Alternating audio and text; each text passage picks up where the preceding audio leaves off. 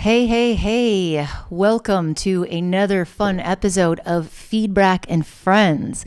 I'm your host, Alicia, for ILBC.tv, which is an exciting new channel that we are bringing to you for free community music education.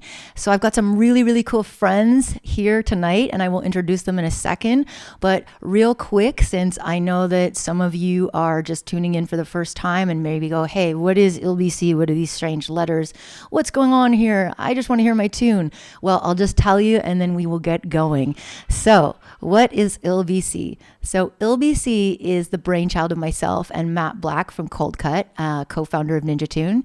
It is the International Live Beat Challenge, and essentially, it is a cool competition that we are going to run over the next year, starting date to be determined, but essentially people are going to perform live electronic music. And so that means, what does it mean? Anything you want it to be, as long as there are human played components in some kind of electronic performance. And so we are going to have guest artists that come on and present challenges. We are going to have competition rounds, which qualify for semifinals and then finals. I cannot talk today. And then for prizes, we have some really cool friends at a lot of our favorite companies, such as Ableton, Focusrite, Native Instruments, Audius, Loopmasters, Erica Synth. If you want to know more, I'm not going to spend too much time on this, obviously, because we're going to get going with the feedback stream, but check out ilbc.tv, and that will give you more information, including how to contact us if you would like to get involved, because we are looking for contestants, we're looking for judges, mentors, and to bring us to today's stream, friends. So hello. We have a really cool panel here today, very diverse. So I just want to say, if you're still nervous about sending in your tune, you think maybe it's not the right genre, oh, what do I do? We love all genres. And just because we say electronic music doesn't mean it has to be banging EDM. We've had people submit orchestral, classical, rock, everything goes. So first, I'm going to just let my guests quickly, let's introduce them one by one. And I'll have you pop your socials in the chat so I can blast it. Starting with my darling Nathaniel, co-moderator of the Electronic Music Performance and Production Discord, and has been with me since almost day one. Nathaniel, tell us a little bit about yourself, where you're from, what kind of music, and then please let your link in the chat. Hello, I'm Nathaniel Wyvern, and I'm an architecture graduate based in Aberdeen, Scotland. My interests align in mostly the entire electronic spectrum, although I prefer more melodic music to atonal. So if you send a rhythm track, I might struggle a little bit to enjoy it in the same way, but I can at least give you an idea of whether it's achieving its goal. I'm looking forward to hearing all your tracks tonight. Amazing. Next, we have Evelyn. Evelyn is also kind of a day one homie from the early days of Discord. Maybe tell us a little bit about where you're from and what kind of music you're into. Hi, I'm Evelyn. I'm from the Netherlands. I'm a mastering engineer for a living. And I make mostly heavy bass music, but I'm really all over the place. My specialty would be I would be, for example, the rhythm person and heavy dubstep and all sorts of stuff. But I like just about everything, really. Wonderful. And last but not least, we have my friend Unity of Noise. Interesting background, interesting story. Please tell us a little bit about yourself. Hey everybody, my name is Jim. I go by Unity of Noise. I have a long history in the music industry. I've been a professional touring musician since around the year 2000, professional drummer most of my life. I now work mainly in a recording studio as an audio engineer. I do everything. I have bass music from dubstep, trip hop, like all that kind of stuff, all the way through to I'm currently working on an industrial metal album where I'm playing guitar, bass, drums, vocals, everything. I love all genres of music. I have no like qualms with really anything. So I'm super excited to be here. I'm super excited to hear everybody's submissions, and I'm just ready to just check out some cool new music. So bring the heat. Let's go. Wicked. All right. So our first tune is from Kuki, who's a regular here from Finland, and it's a track called Melodia. Let me restart that from the beginning.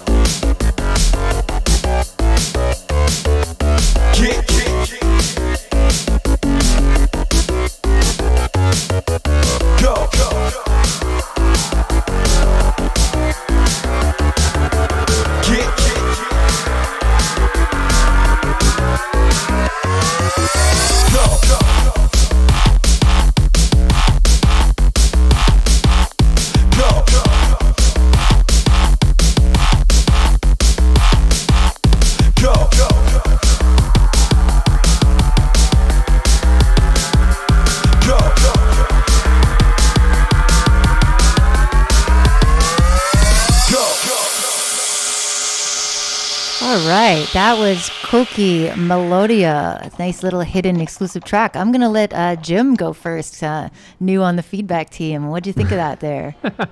I thought it was good. Overall, I thought I had a fun vibe. I'm a big drum and bass guy. Like I really like that. That's like my EDM, so to speak, right? Overall, though, I felt like you could have just used a bit more dynamic. The bass, the way it came in initially, sounded really cool, but it didn't really kind of progress above that. So whenever the track would kind of drop out and then come back in, it kind of stayed on the same linear level, you know? So maybe throwing some filtering and stuff on some of those earlier sounds to like take some of the low end out, so when it happens later on in the track, it gives you a bit more impact and just, you know, a bit more like energy. So overall, though, I thought it was great. I really loved the vocal, honestly. That was fun. Nice. Evelyn. I really liked it. It reminded me of like old Pendulum. It had that kind of vibe. I liked the groove. It was nice. Some feedback I would have would be sometimes I wished some of the basses had a little more movement to them to break up the continuity. And I felt like some of the rises maybe felt a little unnecessarily harsh for the rest of the mix. But overall, that was pretty sweet. Yeah, definitely. I think I have similar feedback to you two. I think the bass could have definitely varied just a little bit more, but it had this really cool, heroic sort of marching vibe to it. What'd you think, Natty? Yeah, I think that it's definitely a case of deciding on intention here. You can either start really strong in a sort of I'm punching you in the face with the bass way, in which case your conclusion should effectively find a way to change things up in a dramatic fashion when you come in and out and in and out and in and out. Each version should then likely iterate. Or you take what Jim's suggestion here of taking making it more mellow to begin with, so that then when it comes in with the strong bass, you're building up to that climax, because obviously that's kind of your two paths there with your arrangement to make it so that it feels like a resolved idea. Yeah, definitely. I think that there could have been a little bit of focus, maybe some decision making, because as I always say to people, you have to decide what the main thing is that your audience should pay attention to, and it cannot be everything. So maybe a few sections of focusing on just the bass and dropping out even more of the elements, or alternating, something like that, I think would be really cool. But yeah, overall, good job, Kooky. Nice way to start us off. I feel like I'm adventuring in. We're going to just keep going because we got a really healthy cue going on tonight. So we got something called Side to Side by Goggles, who has left us a note that says not mastered. So just so we know that. Standard producer Noted. disclaimer. Right.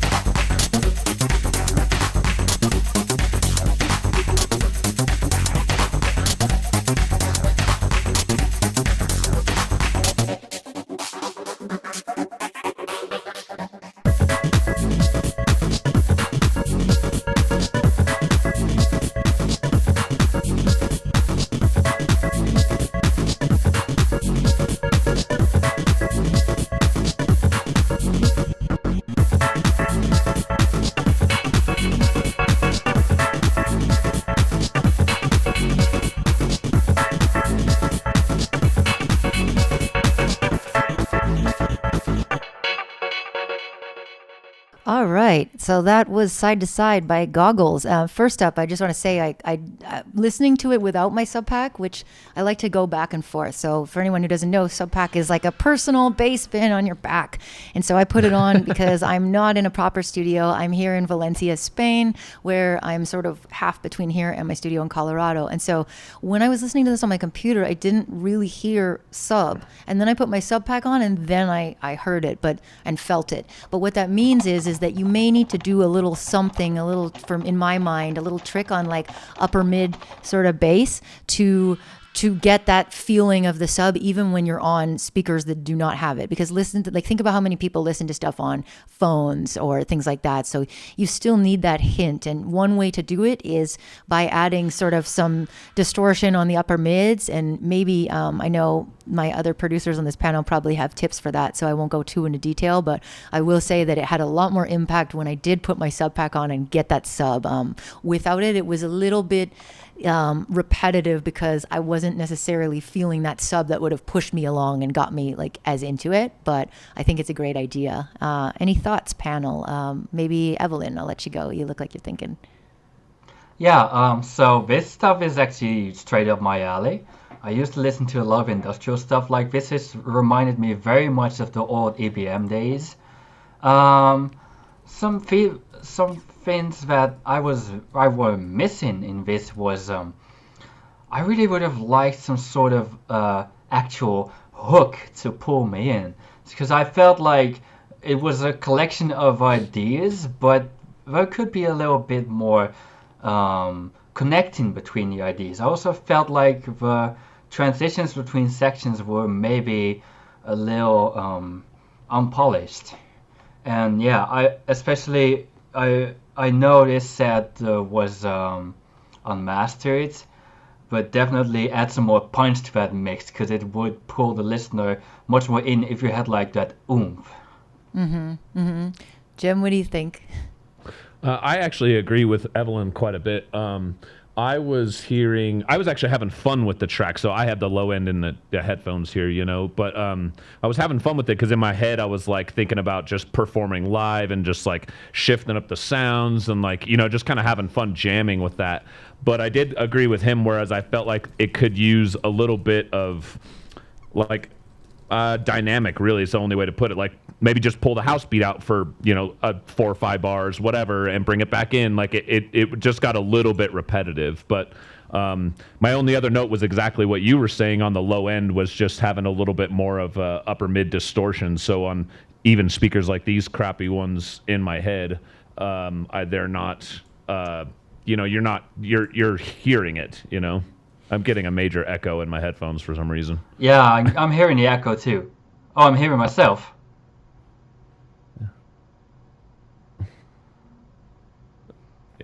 Sorry, you might want to like mute your speaker while you're talking, and it'll go away. There it goes. It's gone now. Yeah, it'll go away. Yeah. Technology.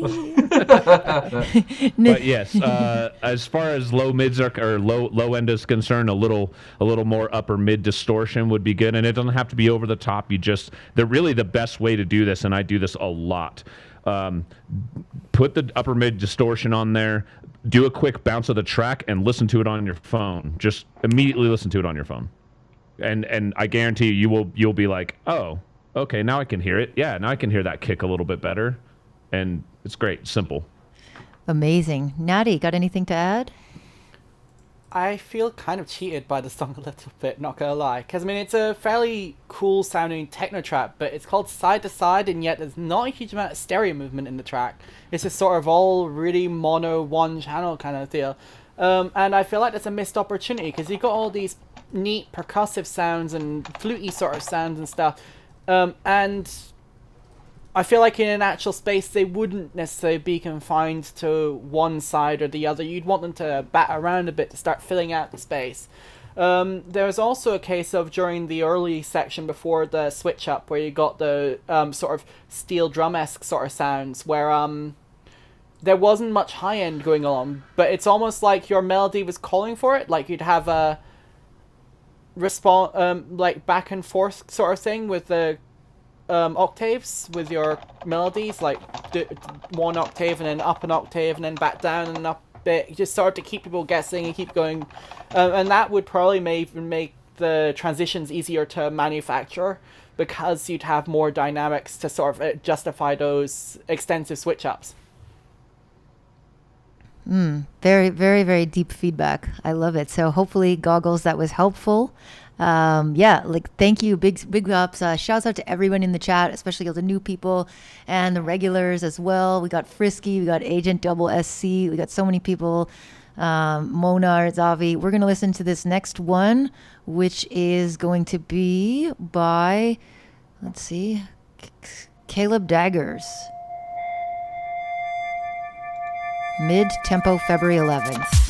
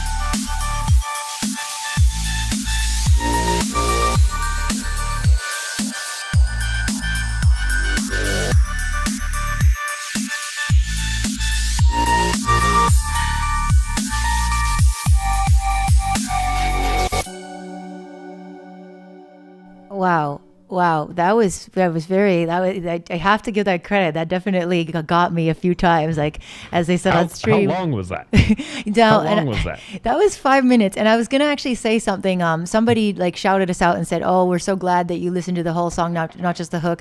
No, that's not always going to be the case. I mean, just to be fair for people's time, generally, I like to give people, the radio edit time, right? 3 minutes, and usually after that, it'll go into another drop, and then I'll say, okay, just for time. However, with this one, every time I went to do that, it went and did something completely different. And I was like, well, shoot, we have to see what happens. So I have to commend it. To me, this was like it was definitely a journey, as Frisky says. It was like 5 tracks in one.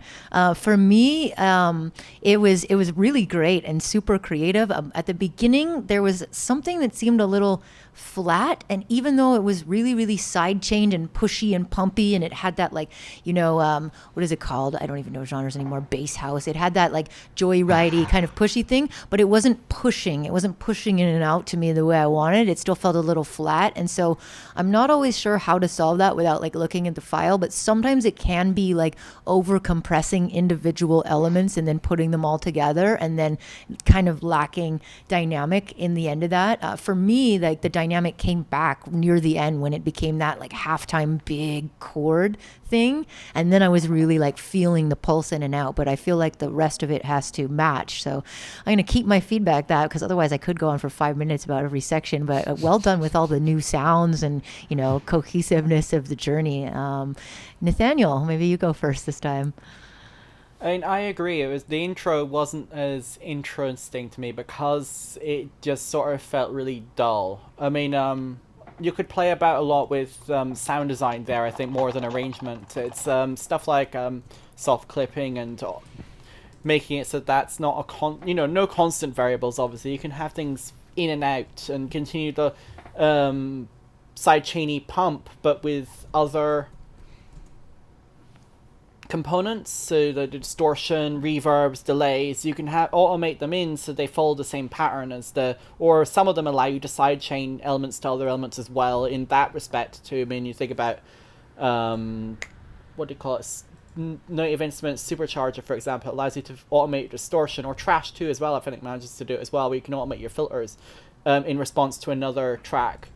So if you could play around with that sort of dynamic, you might be able to make the first bit more lively without having to change the songwriting aspect of it at all. Yeah, what do you think, Jim?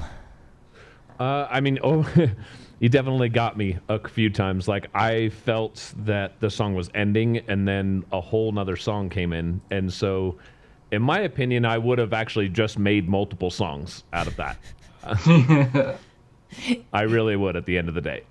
So the other thing is the same thing you guys were saying, that the dynamic, and it really felt like a lot of things were just a little over compressed and kind of put together.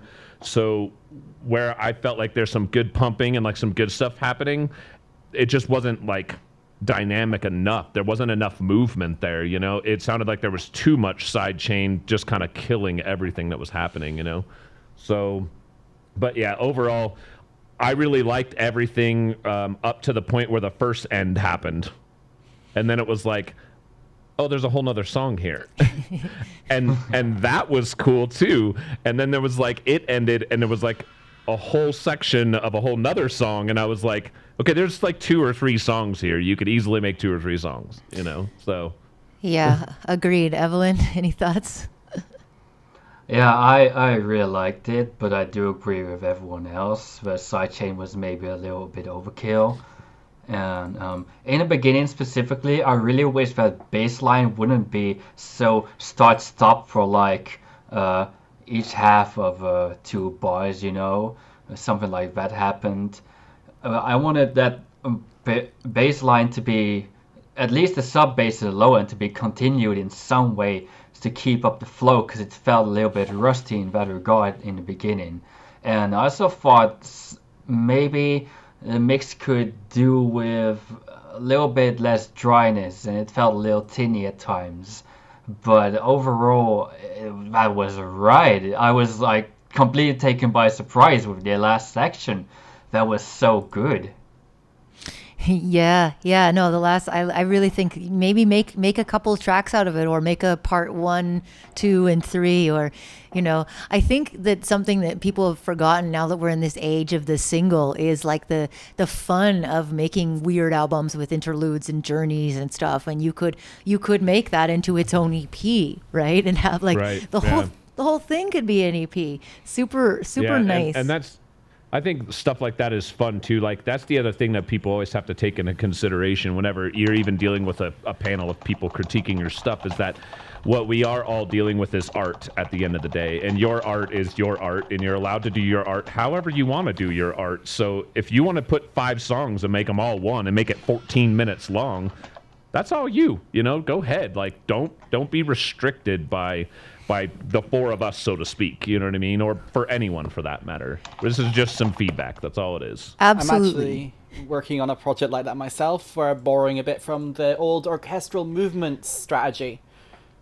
where you introduce and reintroduce the same sort of motifs and elements across an entire release, so you can get away with variety, but also because you're constantly re-referencing the same ideas, you can actually extend it out across much longer project.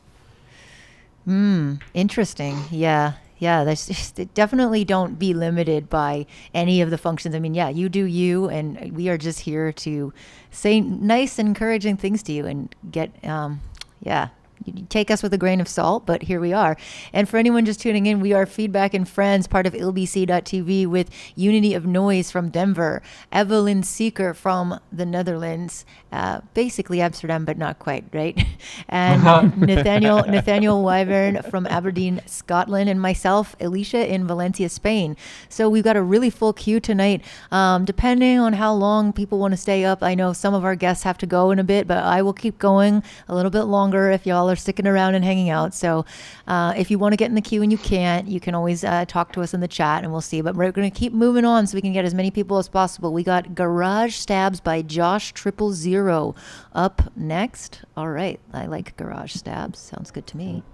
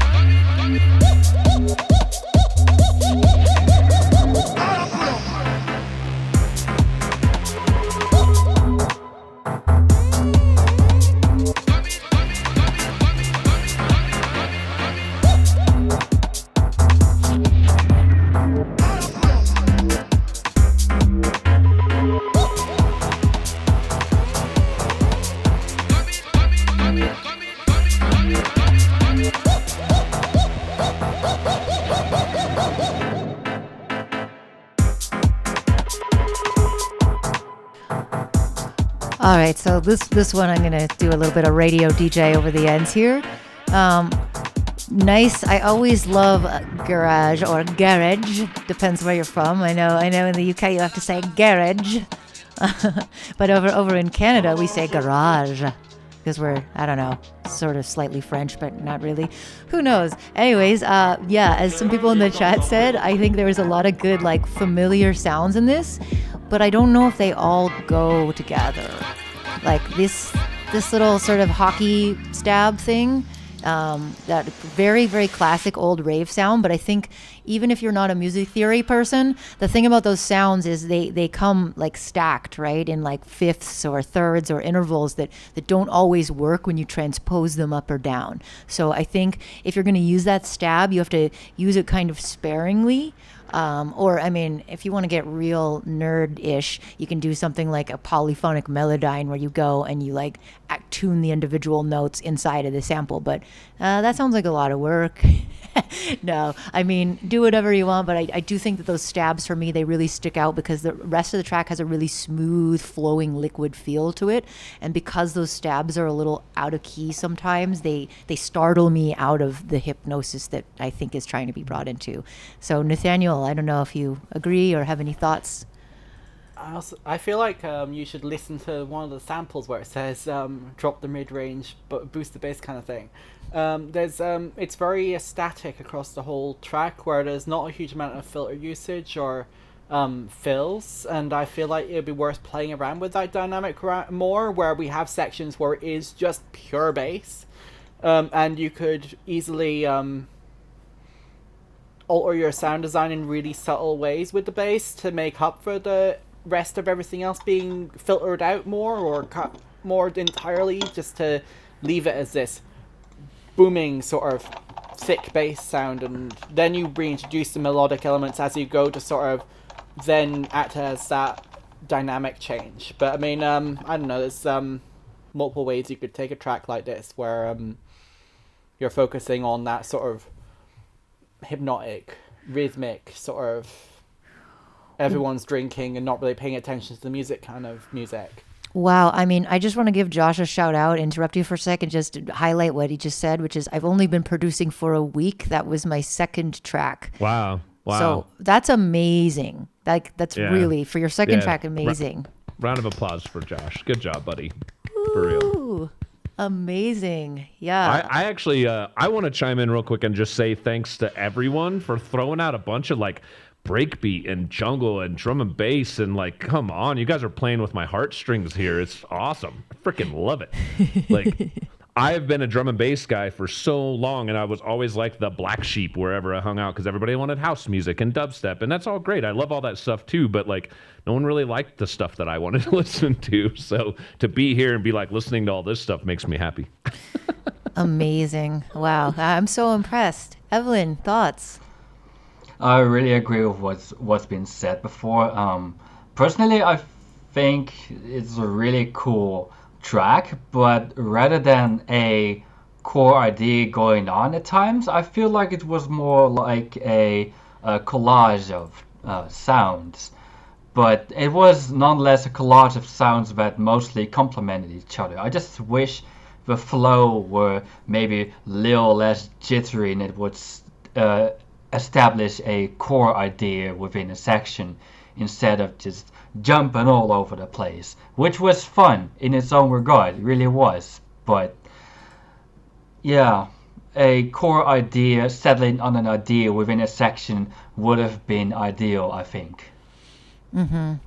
Yeah, I agree with Evelyn completely on that too. Like, my overall feedback was fun track. You definitely could just focus on a couple of those sounds.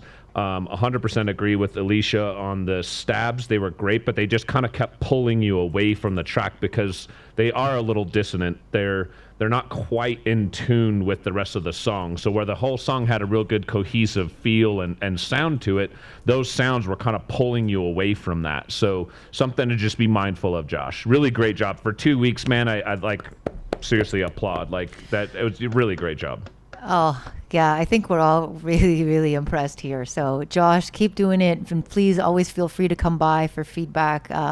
Really, really special. I feel like we're like witnessing a birth or something. It's just like, wow, and honestly, a lot of cojones to come and put it on a stream. When I'd been producing for 2 weeks, I was like, nobody ever needs to hear Yeah, my right? stuff. Mother, get away from my door.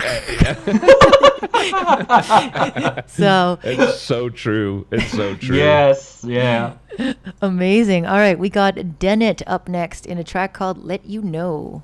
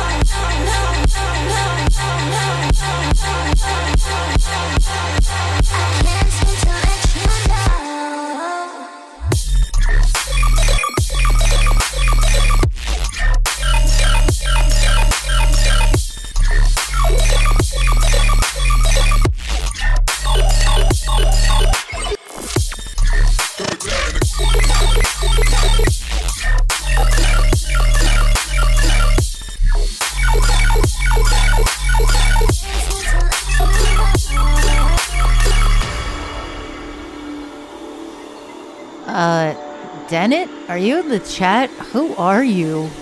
Where did you come from? Are you an industry plant?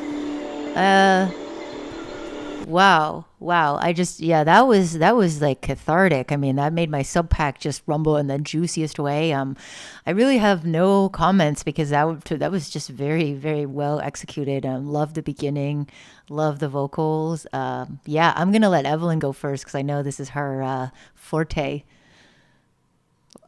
Wait, you're muted.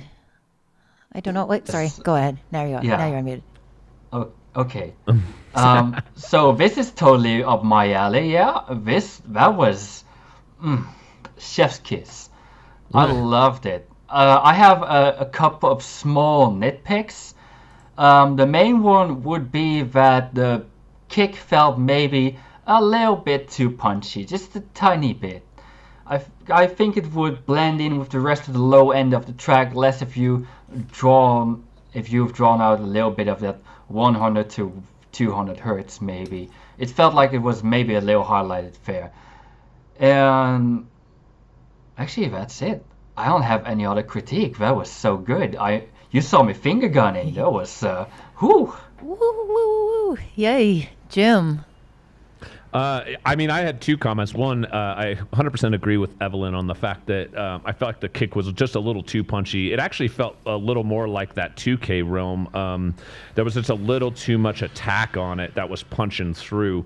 You could probably just back some EQ off a little bit there and have it sit in the mix a little bit better. And then the only other thing that I was noticing, at least on my setup, was there's a little bit of low-end distortion you might want to check out. I don't know if that's mastered or not, but you may just want to take a look at the low end in the bass itself. It just felt like there was a little bit of crackly distortion going on in there. But other than that, I mean, I love the flow. I love the vocal sample. I love everything about that track was great. The drop was awesome. It was filthy for sure. I got the stink face, you know. Yeah. Good shit. Wow. Big ups, Dennett, in the chat. So I would love to pop your socials. And that goes for anybody. If we're playing your track, feel free to post your socials link on the stream. I'm sure there's always going to be somebody who's going to, and this is kind of a rule for all music, so you might as well start learning it now. There's always going to be somebody who loves whatever you did and thinks it's the best thing ever. There's always going to be somebody else who thinks it's the worst, and most people are somewhere in between. So do not hesitate. Pop your socials in the chat. We want to put you on blast. We are here for you, and we are ILBC.tv. I'm going to put on this next track by Kalis called Nothing But Love.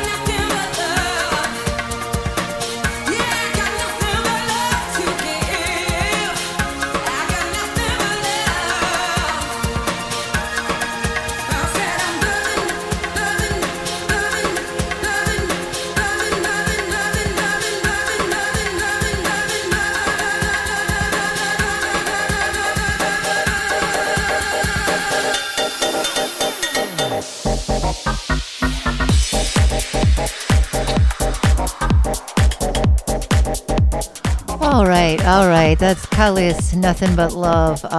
Definitely a bop for sure.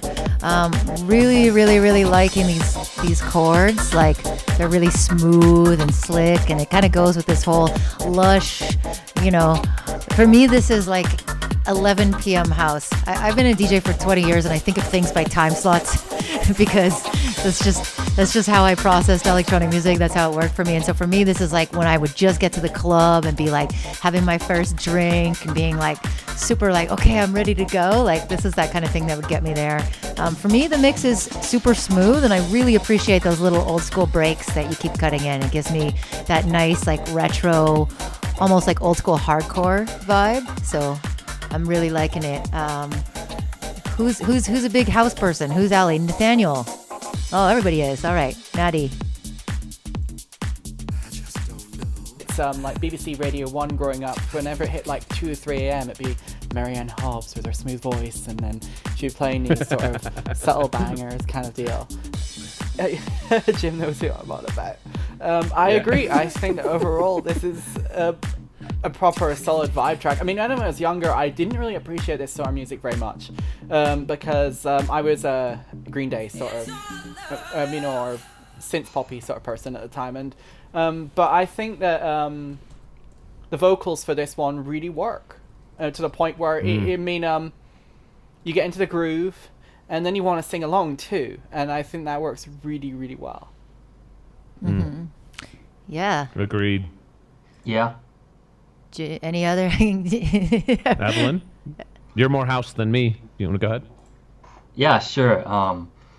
I loved it. It felt smooth. The groove was great. The chords were absolutely fantastic. There was variety. There was progression all the time. It kept my attention. It was great. Like Alicia said, this is like the perfect 11 p.m.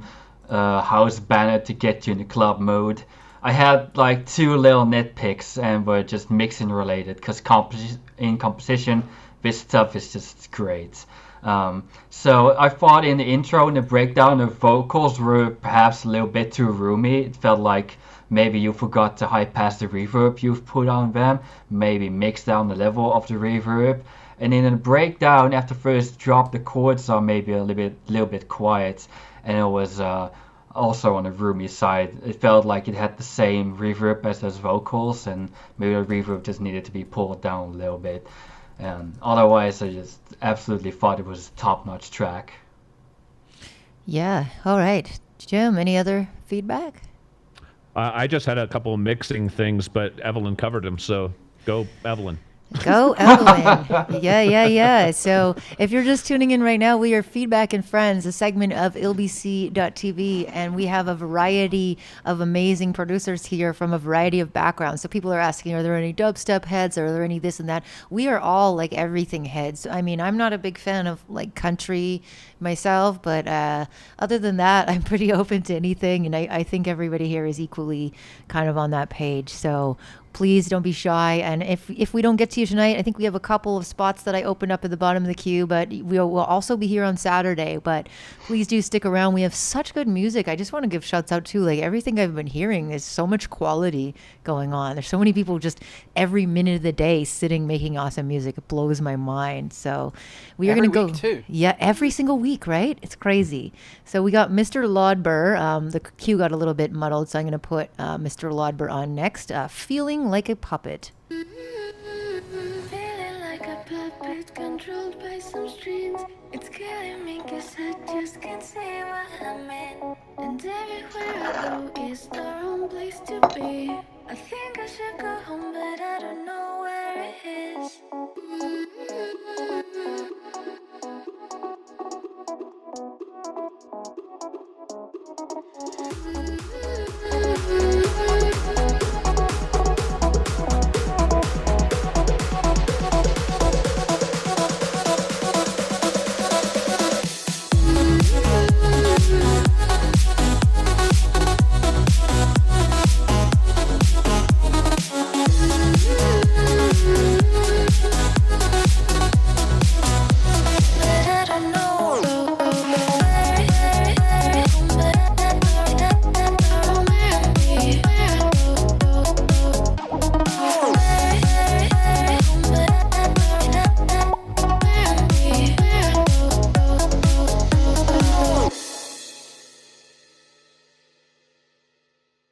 I guess that was the end. That was a very I guess it must just be, I think it's probably a whip, it seems like, but nice little chops. Anyone have anything to say off the bat?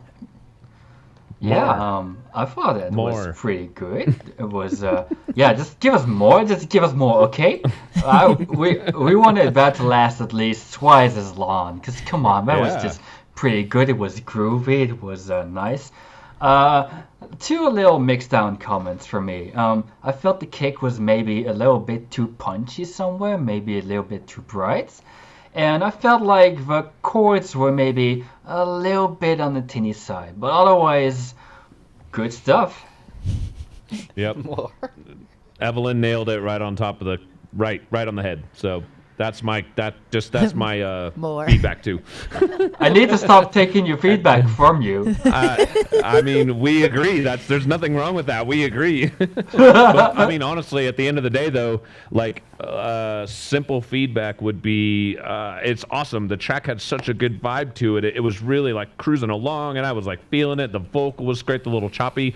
I loved that little like sound that came out of nowhere. That was super funny. But then it just stopped, and that was definitely like, yo, just take the whole track and like copy and paste it to itself over here, and then make some adjustments to the second half, and boom, you got yourself like some really cool song there. That was great job. Yeah. I Go think on. that when it comes to progressing it, my advice would be careful, especially with the vocals, because if you don't make enough changes to those as you go on, it'll just make it feel like we're hearing a loop, which, yes, they are a loop, but like you don't need it to make it audibly sound like a loop.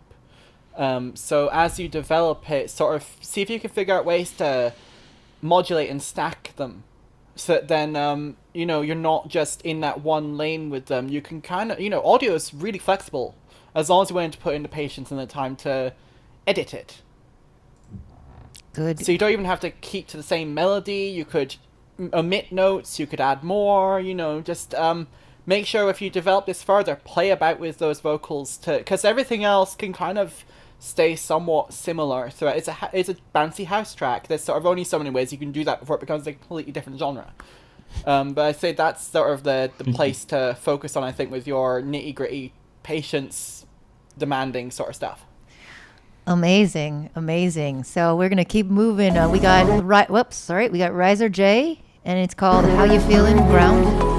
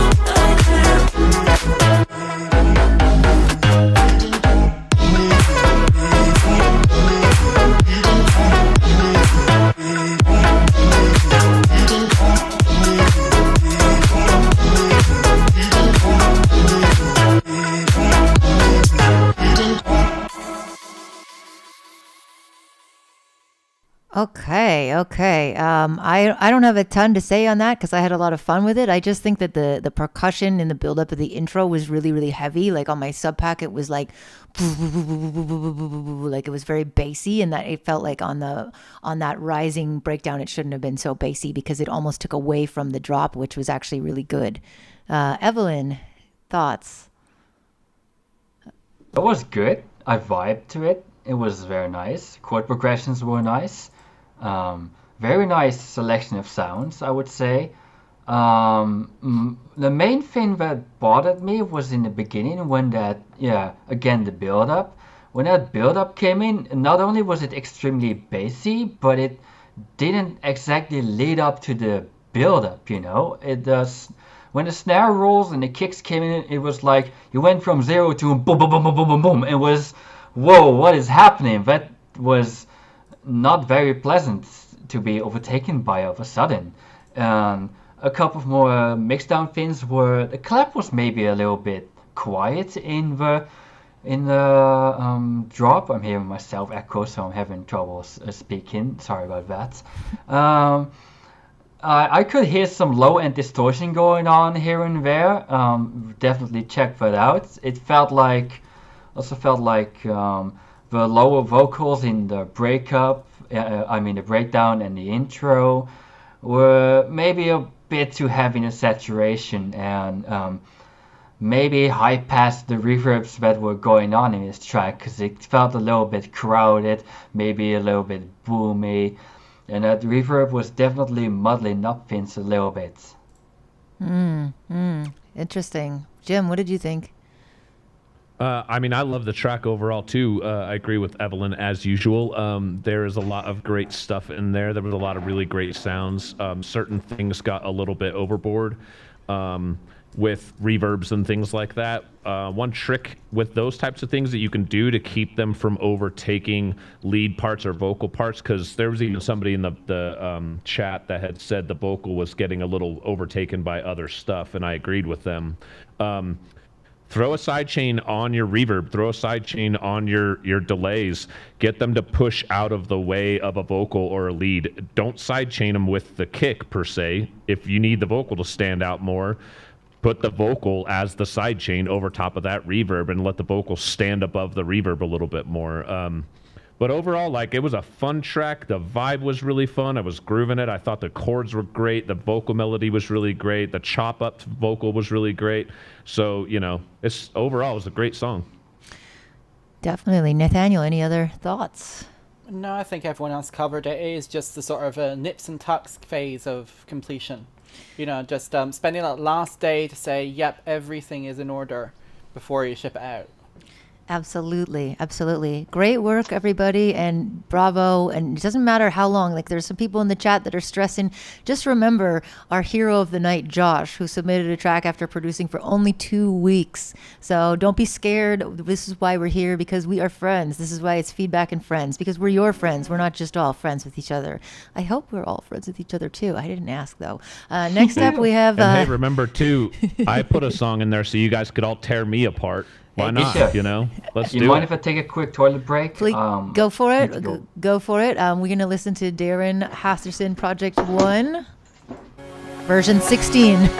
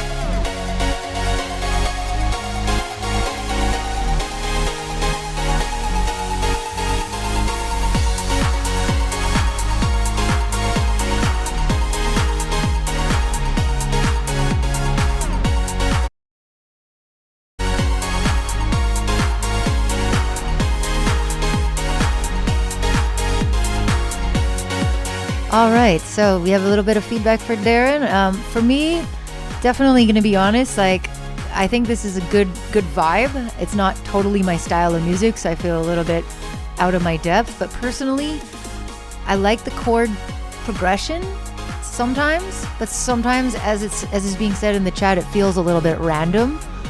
And I think maybe changing up the voicing would actually thicken the timbre, because it feels a little bit thin. It kind of feels like thin frosting that's sitting on top of something, and there's like something else missing to me. What does my panel think? Maybe Jim, go first this time so Evelyn doesn't steal your feedback. Yeah, I mean, I actually agree. I thought the overall vibe was really, really great. I definitely liked the build-up and the drops.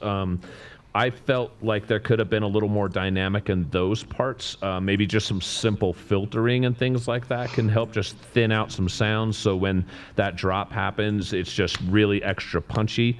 There is a hi-hat in there that was really just kind of on top of the whole mix. It's a real just like a just like the offbeat hi-hat, but it was really sitting above the mix, and that one could come down a little bit. But overall, I felt like it was pretty good, pretty solid. Nice. Nathaniel? So I think the biggest issue here that in some ways correlates to basically everything both of you have said so far. All the MIDI is the same velocity.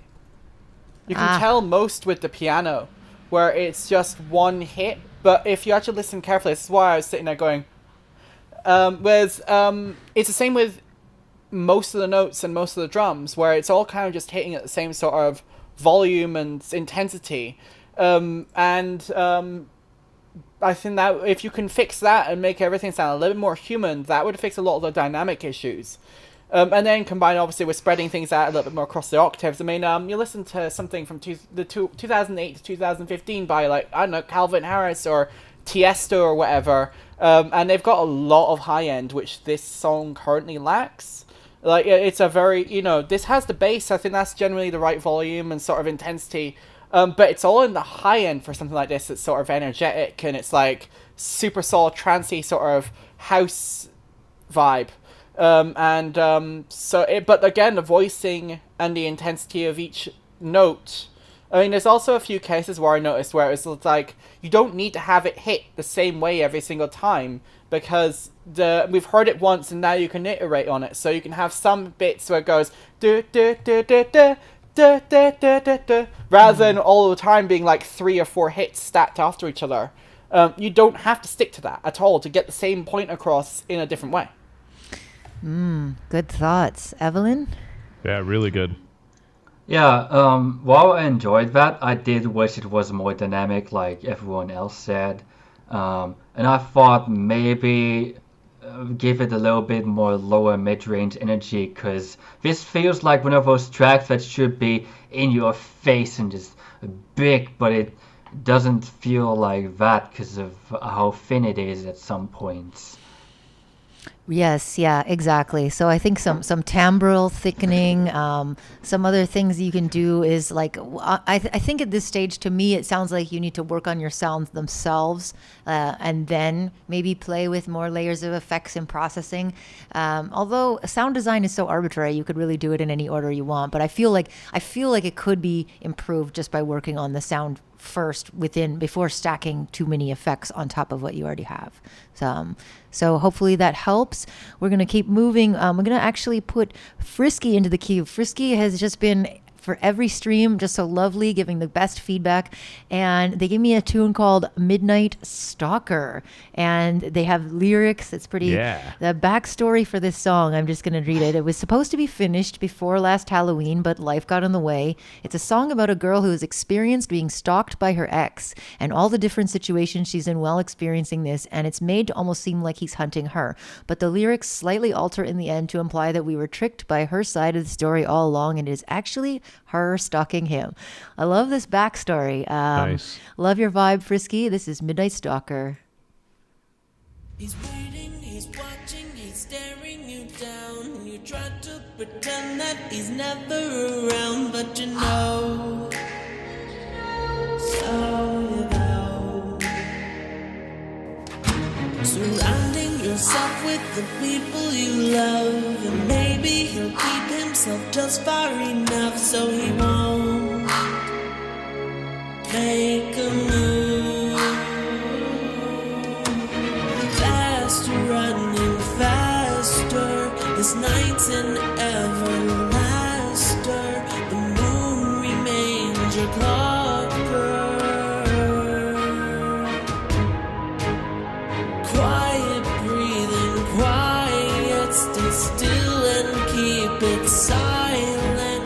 Your sense is like a hawker. He's your midnight stalker.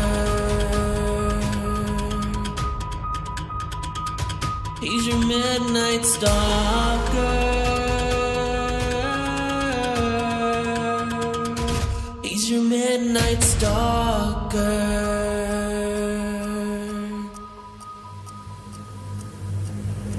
You lock all your doors thinking that you can hide. Little do you know he's already inside your mind. So you cry. You let him in so many years long ago. You thought that you loved him and loved us, but no, you won't embrace the proof. Whoa. Faster, running faster, this night's an everlaster. The moon remains your clocker. Quiet breathing, quiet, stay still and keep it silent. The sense is like a hawker. He's your midnight stalker. He's your midnight stalker.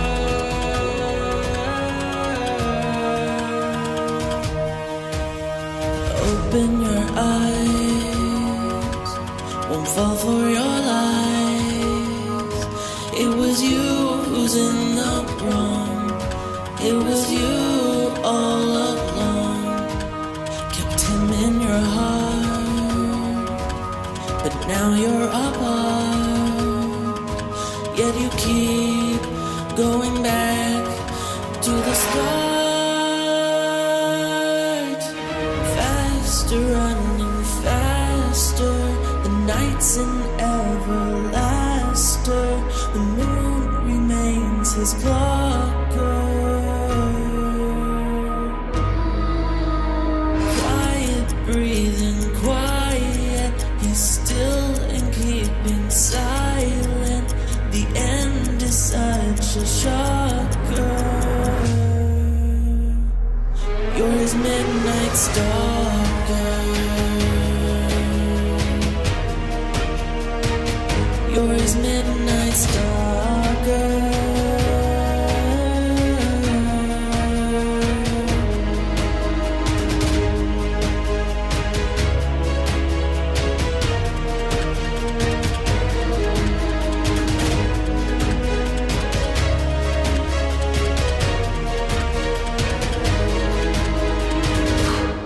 Wow. We've only done this like 3 times, and I think we've actually now had every genre of music other than country, which I'm not gonna lie, I'm not that upset about. But I'm making a country song now. I'm gonna write one now just to submit a country song. You'll have to make it have her name in it too, so it's like she's your jilted lover or something. oh gosh, Yeah, exactly. She wanna play my It'll be about how on the she feedback it'll be about how stream. she left Colorado and I miss her because she left Colorado. So that's like the whole premise of the song right there. And it should be something like there's a hole in your frequency range without me. Great. I really like the gothic vibe with this one. Yeah. Yeah. I mean, it reminded yeah. me of like in Beauty and the Beast, sort of old school musical format with the crescendo and then obviously the lyrics with them flipping over and revealing the truth. That's a very theatrical approach to songwriting, where you build up the expectations in the story. But I mean, I think that in some ways it would benefit from having that flip be reflected in the instrumental. The instrumental sounds very much like the standard he's the stalker one, sort of that narrative, and then it doesn't change up with the vocals and their lyricism. It's like it should be like, oh. Yeah. Yeah. That's a really good feedback right there. That's great. Oh Yeah. You got some comments, Jim? Go for it. I think my overall was just that the vocal on a mix level I felt was just a little too above the track. I mean, I felt it was good because you could hear it nice and clearly, and I felt like the vocal sounded good overall. But like, he's the midnight stalker. When that little like drop quote unquote section would come in, it was just lacking something. I was expecting a bigger, even just theatrical drums, timpani drums. Like I was expecting something bigger to happen right there, and it was just kind of a little lackluster, you know. So that's where I also started to try to focus in more on like what was going on in the background. And I was like, well, maybe what it really is it could just be a mix thing too. Bring that vocal down slightly or bring the music up a little bit more. So the music has a bigger impact when that drop line happens. But overall, I really liked the vibe of the whole track. It felt really cool. And I loved the fact that it was just so different from everything that we've heard so far. That was great. So Definitely. And I want to reiterate some of the chat was kept saying is it needs more background vocals. I think that background vocals and some vocal production and variants would create some of the tension that, you know, the other producers are asking for here, like just having more vocals in the chorus, like something as simple as singing it like 10 times and then panning them can sound incredible and huge and much bigger than just using a chorus or a doubler or one of those fake stereo effects. So I say this all the time to all the vocalists out there.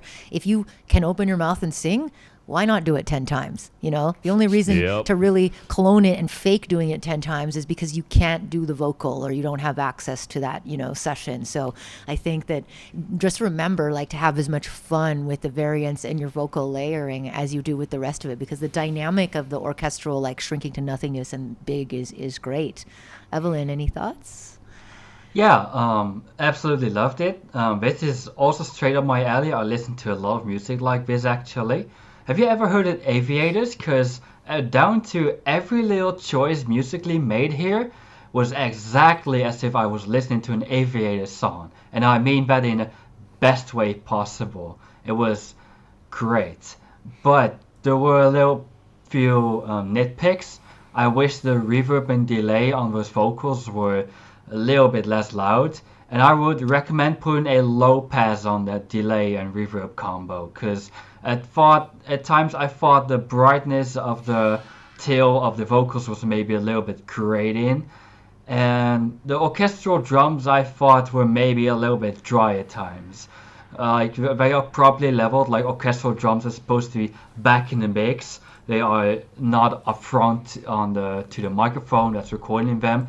But it also means that they have to be spacious, and it felt like they were not exactly that. Evelyn, since you have a reference, sorry, Aisha, did it sound like it needed a little bit more de-essing on your end? Because it sounded a little bit shrill, just in places?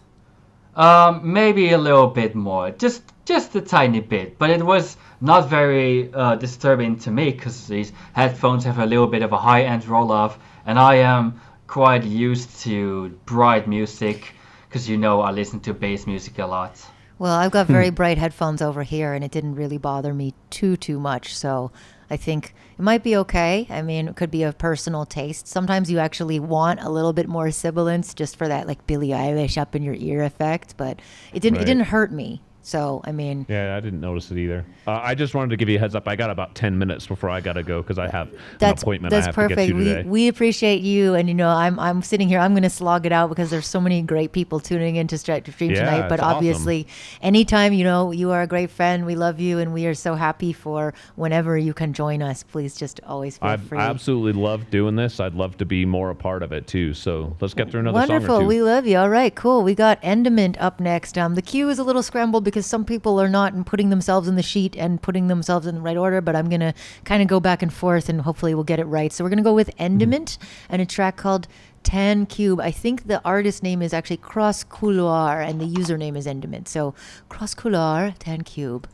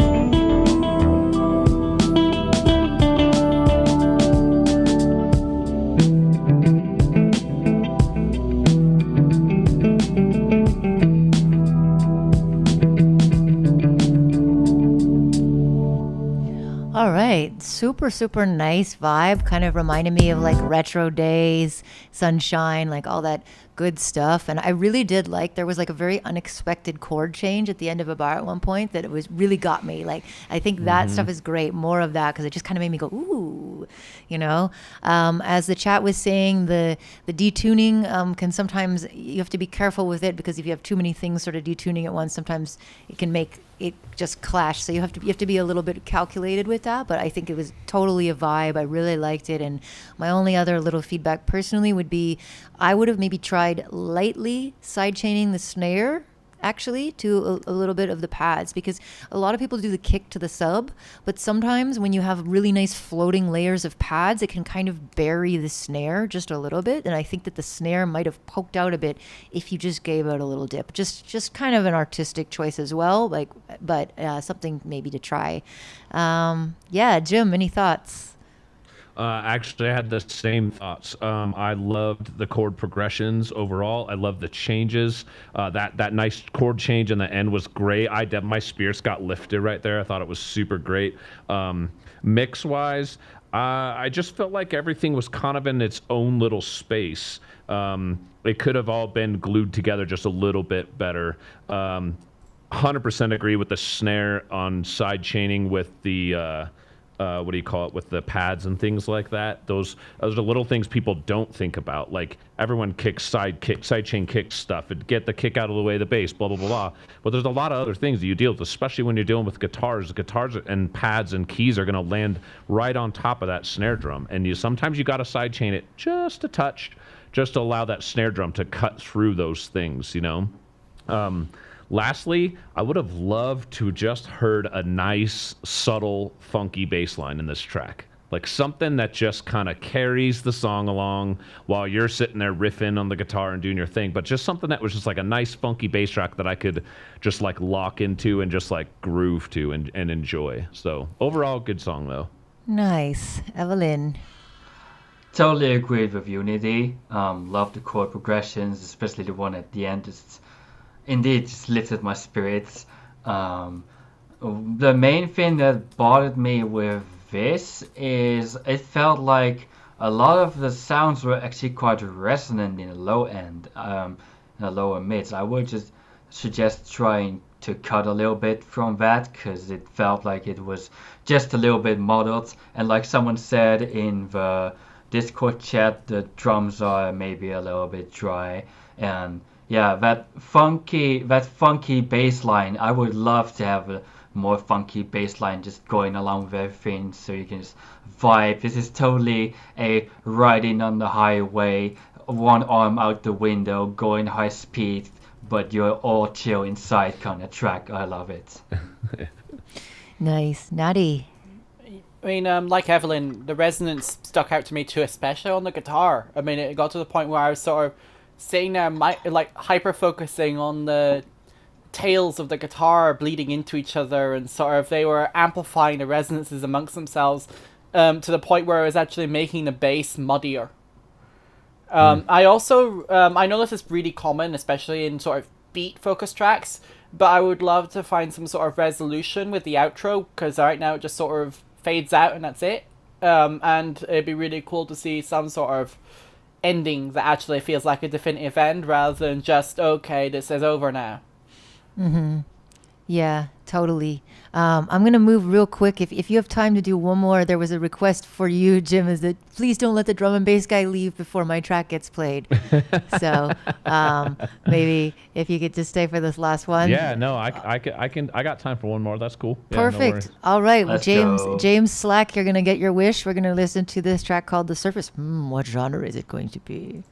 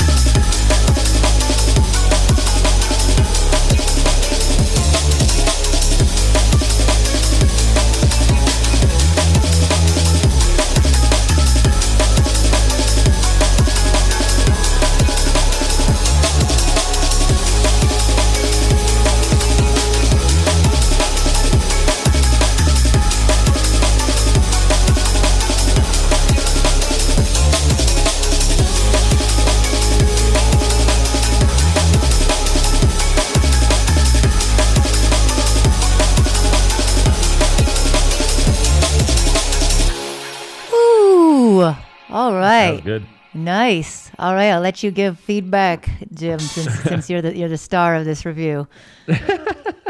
I don't know. Evelyn's super into drum and bass music too. So, I think that's why we vibe so well together, because we both love bass music. Yes. But overall, so here's my thing, and I discussed this with people with drum and bass a lot. Now, there's classic drum and bass where that break, for those of you who might not know, is called the Amen break.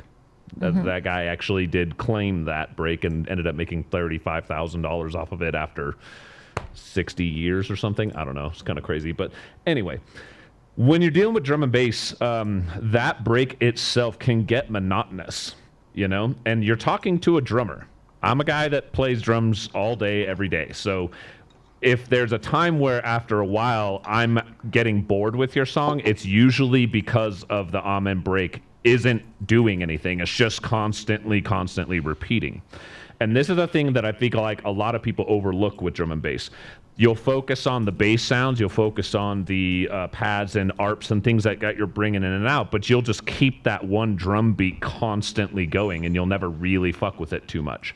So overall, I would say my feedback for this track would be break up those drums just a little bit more. Even if it's just like every 4 bars you pull a half a bar section out and let it come back in or whatever. Just break them up just a little bit more. Allow me to feel some shifts and changes in the drums themselves. Outside of that, though, I thought the track was great overall. I love the little ambient vibes. I love the background stuff. So I love the little like whomps that were coming in with some reverb on them. Like overall, I thought it was really, really great. But yeah, pretty simple. Evelyn, I want to know your opinion. Yeah, I hard agree. You said just about everything to be said about those breaks. The almond break is a really fun drum, but it's even more fun when you just chop it up and let it be all over the place, because it honestly, as good as that track was, it was fucking excellent. The atmosphere was great. The pads were just absolutely great. It kind of gave me off early Black Sun Empire vibes. It was absolutely fucking good. But yeah, that almond break, it was there was this maybe a bit repetitive. I would just resample that and just chop it up, bounce it, maybe throw something like Break Tweaker or Glitch 2 on top of it. Just fuck that shit up. Yeah. Yeah, and I mean, I can tell by the color of the username that James uses FL, but for those of you using Ableton and you want a quick way to chop things up, you can actually just take a break and right-click on it and go slice to MIDI, and it'll slice it into these little pieces, and then you can like replay those pieces on a keyboard or even just scramble some MIDI up. Yeah, it's so much faster than, I'm sure, Jim, you remember like back in the day when you just had to cut the pieces and cut them again and cut and paste. Just stop reminding me. Don't remind me. Yeah. Hey, let me make a request. Since I actually do have to get out of here, I would love it if everybody's okay with it. I would love to have you guys play my song, because I would really love for you guys to just I just want to get your feedback. I love honest feedback. The roast of Jim. Let's go. Where is it on the? Did you put it in the sheet? It says Blue Collar Prophet, and then next to it, it's like Blue 25. Collar Prophet. Got it. All right. So Blue Collar Prophet. It's one of my many aliases. But I this like is the it alias already. that I do drum and bass on there. So I like it already. Is a vibe. Okay, holding my the breath. the singer on this track is actually my sister-in-law. Wow. So. All right. Cool. We'll do this. And then next up will be Airlift. I know they've been hanging out in the chat, so don't worry. We are getting to you next, but we are going to roast Jim first. Yes. All right.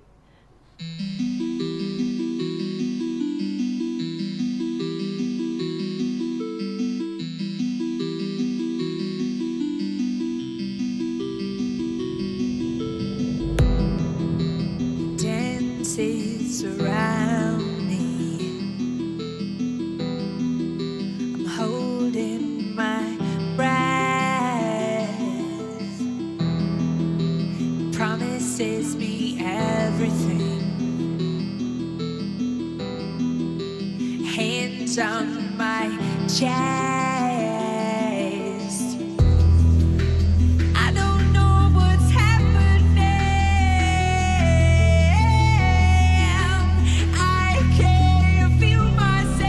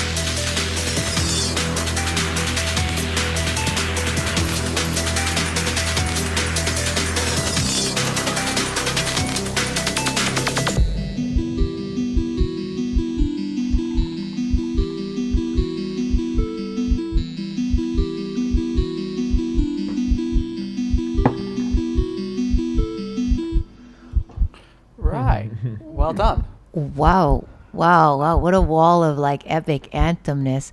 Is there like a low heartbeat going on in the background? Yeah, yeah. So I feel the like it needs a background- bit of sub.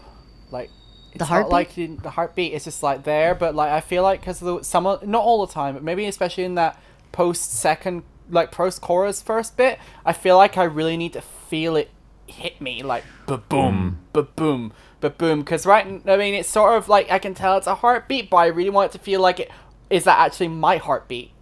Yeah, and I would That's almost good feedback. for me wearing Yeah. the sub pack, it's almost like the opposite. Like it weirded me out because I felt it more than I actually heard it. So maybe somewhere in between what Nadia and I are saying, maybe it needs something where like he can get that same impact from it, and then also I can hear something on top. Because for me, the first time I was like, wait, is my sub pack loose? Like because it was just in the breakdown where it was kind of going boop boop, and then I'm like, well, no, that's happening in a rhythm. So I think it's really hard. I mean, heartbeats are like I know this because I did this for a different EP. It's like the hardest sound to work into the mix because it has to be kind of muffled. It has to sort of sound like a bad kick to sound like a heartbeat, but then if it sounds like a bad kick, it doesn't sound good in the mix. So I don't know.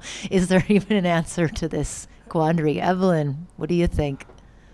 That was fucking fantastic. Especially the low end on felt so good, so full. It was like, boom, it was there, but it wasn't overwhelming. It was not too punchy. It was, that was ear candy. And the Thank you. composition was just absolutely fantastic. I have exactly one little nitpick, and that is perhaps I would have liked some stereo width on the vocals during the drops. That's all I can say. Right, yeah. Thank you guys. It was a fun track. The track came about, and then my sister-in-law had given me that vocal for a totally different song that I'm actually producing an entire record for her, and I was like, hey, this vocal that you just gave me happens to be the exact same fucking key as a song that I just wrote. Do you mind if I just make a remix out of your vocal?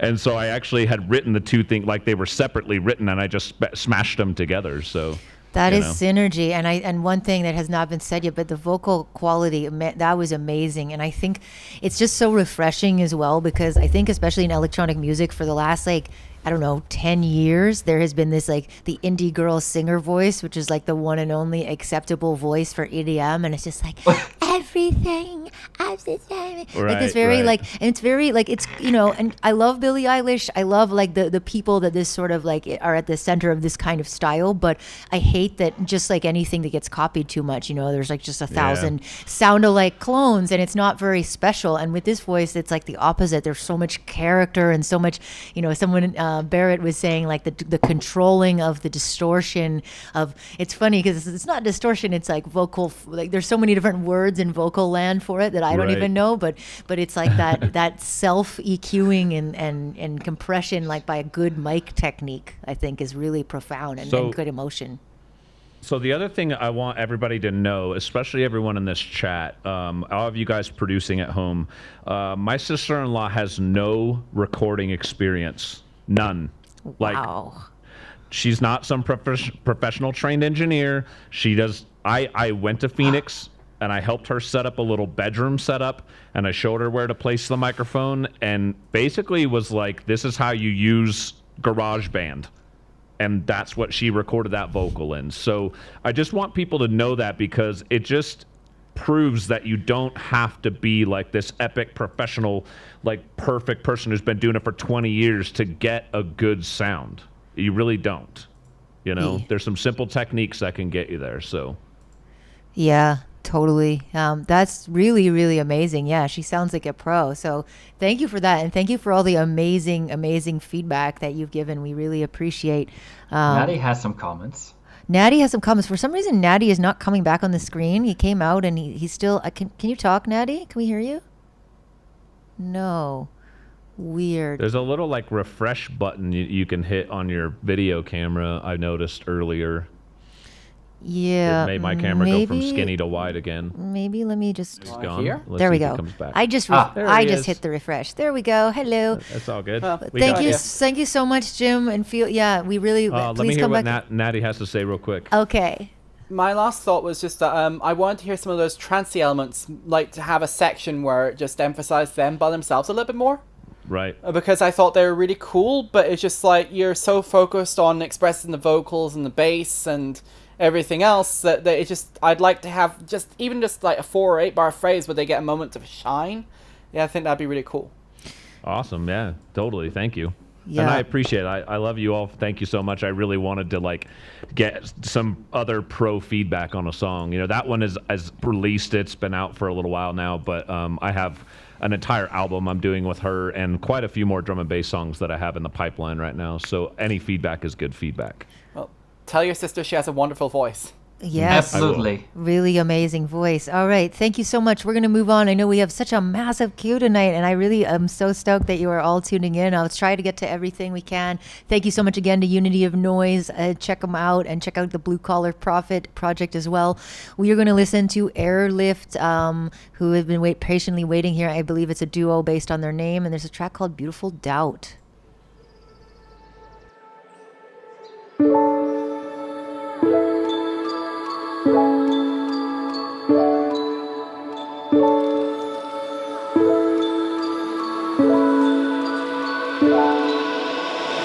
Take a page from my book. I know how the story goes. Everywhere that you look is full of pain and losing hope. Take a look into your heart. What do you find? Beautiful doubt. But a voice is calling in the dark. Drown out the noise. Figure it out.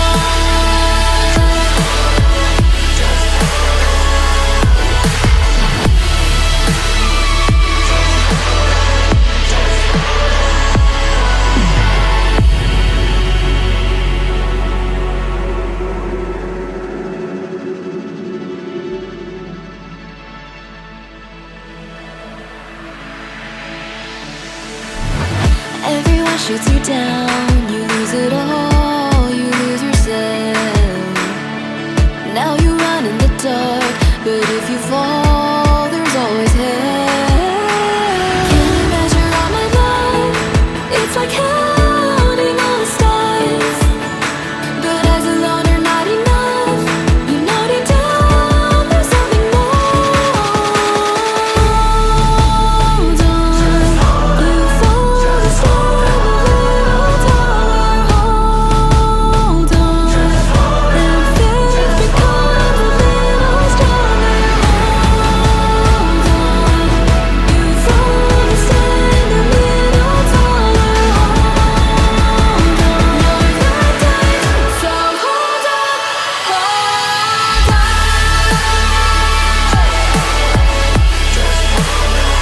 You're not done, just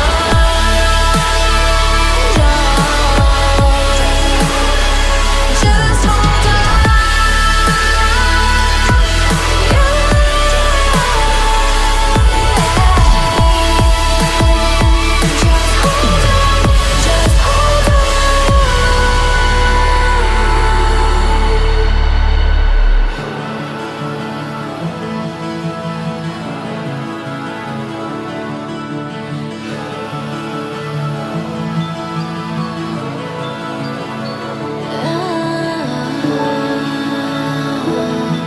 You fall to stand a little taller. Faith becomes a little stronger. You fall to stand a little taller. Faith becomes a little stronger. Wow, this made me feel so good. And where are you people coming from tonight? We had Josh, who had only been producing for 2 weeks. We have Airlift, who just played, saying, "Oh, this is our first stab into making serious tracks that we're trying to put out there." What were your silly tracks like? Right? Yeah, Natty, you wanna give some feedback on this one? So, I mean, compared to you guys, I don't have any festival experience. So I'm coming as purely from a home listener perspective. And I think that's important to mention first. Because I could see Evelyn there waving her phone in the air like, well, I don't have that context. But I can still picture in my head that this would go down a treat at similar about all the Secret Sky Festival thing that Porter Robinson puts on or whatever. Like, I could see that crowd really going wild over this. I mean, to the point where most of my main thoughts are really, really, really tiny little ones. I mean, another good thing, I love the fact that you have a proper outro. Great, it's actually a resolution to the track that it's an easing down, but it feels natural. Really good job there. The other thing is you've got your chorus where you got your wife there. She's doing her hold on bit, and then you got just hold on. I want that big chorusy layery bit to be a bit bigger, to be a bit louder and more prominent, so that when it's responding it sounds like she's surrounded by these people around her. Like, there's this big chorus, a choir of folk, so you'd have to make it a little bit wider and a little bit louder, so just to establish that stereo presence with that response. Yeah, I gotta say, I really loved the outro. I think because we hear so many whips, often like that's the part that the person hasn't written yet. So I'm used to just hearing tracks cut off. So it's just a really, really beautiful when I hear like a proper outro, and it's super beautiful. I love all the different timbres together. So yeah, I mean, as a person who literally thinks of music in time slots because I'm such a festival person and that's how I grew up, this is definitely like a big anthem moment where people, well, before COVID, maybe people would just hug people they didn't know. I hope that someday we can get back to that again. I miss hugs. But yeah, Evelyn, festival friend, what did you think?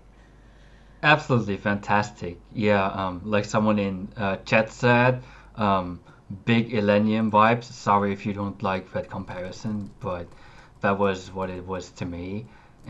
Just absolutely, I mean that in the best way possible. It was like this is floaty, big anthem indeed. Just belongs at the end of a festival, like one of the last slots where people just are tired and they're just waving their phones into the air like Isha and I did. I have like two little nitpicks here, and the first, both related to the kick. The first one is in the intro and the breakdown. The kick felt a little aggressive. I would have bypassed it. You don't need it to be that clicky, that aggressive when you're having a soft moment, because the contrast was maybe a little bit much. And in the drop, I would think maybe suck a little bit of punch out of that kick because it stood out to me mix-wise. Otherwise, oh yeah, that was good. Yeah, super anthemy, super good vibes, and I would, yeah, definitely please come back and show us some of your other tracks sometime, because this is really, I'm sure everybody, a lot of people are going to be following and connecting. And by the way, for anybody who just happens to be tuning in now, some people asked about Discord. This is ILBC TV, a new channel for live electronic performance as well as production, and this is connecting with a long-time passion project of myself and actually the other two lovely people you see here. The EDM production Discord, also known as the Electronic Music Production and Performance Discord. We are also connected to the EDM production subreddit, but if you want to join us on Discord, just type !Discord in the chat, and we are going to keep moving on in the queue. The queue is huge, so what I'm going to do is I'm going to make sure that you are here, okay? I'm not going to, if somebody is not here, we are going to push them till next time. So I think next up in the queue is Alfie, and I think Alfie is here. Alfie is usually here, but I'm going to just play Alfie and then I'll start tagging the rest of you and making sure you are here, because Alfie is definitely a Discord regular. So we are going to listen to Breathe Deeper featuring Avulsion, also a long time Discord. The family is coming out tonight. All right. What is Avulsion doing? Let's see.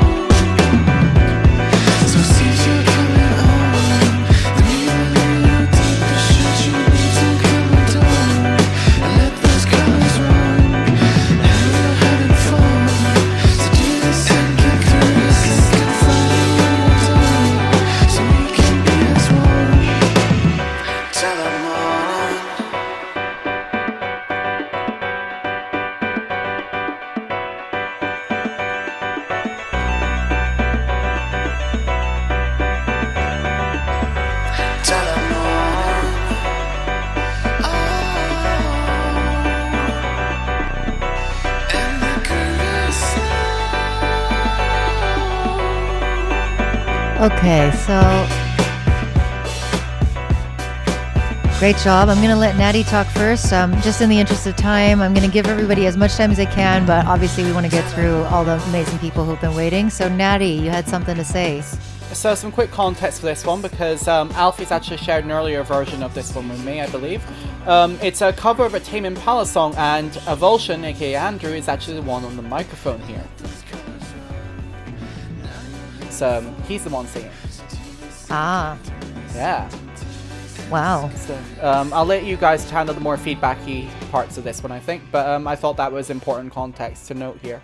Yeah. To me, I really actually, the vocals are great tonally. They're really sweet. I love that like kind of style of vocal on a guy's voice. The only thing is as a vocal producer, hardest thing can be fitting vocals into a mix when there's a lot going on. And this track in particular, it's got a lot of sort of high mid-range and mid-range in general. Most stuff has mid-range, right, other than a low sub and a super high hi-hat. So you have to make everything fit, and sometimes you have to use weird little methods to do so. Like right now I hear all these like vintage kind of organy sounds and things that are going to just clash by nature with the vocal range of especially a delicate vocal like the one Andrew is doing. If he was doing like screaming metal industrial, then there would probably be a different frequency that would cut through. But since he's being very soft, you really have to do some different tricks. So one of my favorite tricks, which I said last time but bears repeating, is side chaining dynamic EQ. So if you've never used dynamic EQ before, pick up TDR Nova. It's free. And, I don't have time to do a full tutorial. Maybe sometime I'll jump on and do a little vocal production thing. I think that would work nice in. But basically, it allows you to sidechain just a particular frequency band of an EQ. So that way, Andrew's vocal can sidechain to the rest of the stuff so that it cuts in the range where his vocals are only when he's singing, and then it preserves the original sound the rest of the time. So I would really recommend some sidechain dynamic EQ on that. And also maybe mid-side EQ where you can EQ the stereo field, because you could put Andrew's vocals in a certain place and then you can put the rest of the stuff a little bit around that in the side channels. So that would be my 2 cents. Evelyn. Very nice track. I actually enjoyed that, even though I don't listen to Tame Impala at all. Not my kind of music. I have 2 major points here. First is vocal performance. It was not bad. It was actually pretty good. But what stood out to me, or rather, it was a lack of standing out in the performance, in that it wasn't very dynamic, in my opinion. Like, when someone is singing, you have like these moments where a voice goes soft like this, and then you have it straining like this. And I think it could have used a little bit more dynamic in that regard. And something that really bothered me mix-wise here is that the kick was too aggressive. Like, it was very loud, it was very bassy, it was very boomy, and it just jumped out of the mix for the entirety of the song, even in the chorus.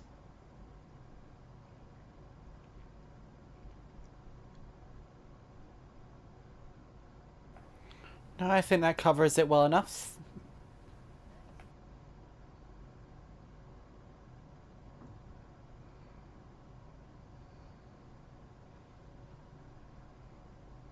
Whoops, sorry, I was muted. Great job, Andrew, and great job, everybody. I wanted to say that doing vocals is scary if you've never done it, but this is why we're here to help. Get feedback from your friends, get feedback from everyone around you, because here's the other thing. Recording your own vocal and judging it can be one of the most annoying things ever, because you're biased by default. You hear your voice differently in your head. You hear your lyrics clearer because you sang them. So my best advice for people learning to produce their own vocals is to get lots of feedback, because what you hear is not necessarily going to be what other people hear, right? So definitely, don't be too hard on yourself as well, and just don't be shy, because that's another thing. When people start doing vocals, they tend to bury them. Shouts out, Galaxy. I've actually been trying to contact you, but yeah, you haven't been responding. You were actually up pretty soon. So yeah, we're going to go with Shy E, who's been waiting, called a takedown, and in brackets, it's pre-mix. So I assume there's definitely some mixing feedback and stuff to happen. So let's go.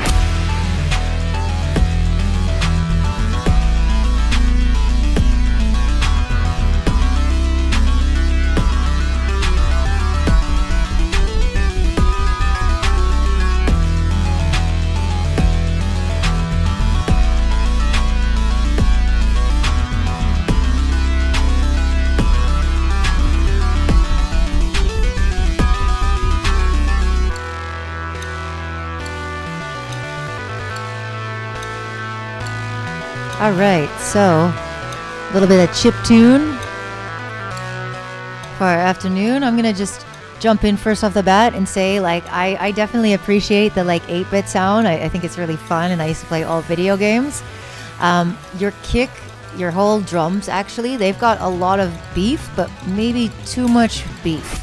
Like the drum, the kick and the snare and the toms are like boom, like they're crashing, and the bass is actually like, I think it's sitting in the right spot, but the drums are kind of overtaking it sometimes for me. So I almost want them to go back a little bit, because it's almost like you produce the drums with this very like modern, hardcore smashing dubstep or trap approach, but then you've got this chip tune. So I think that you need to turn them down and maybe like pull them back in the mix a little bit. So it's not my most experienced genre. Evelyn, I don't know, you might have had more experience with this than me, but that's my initial thought.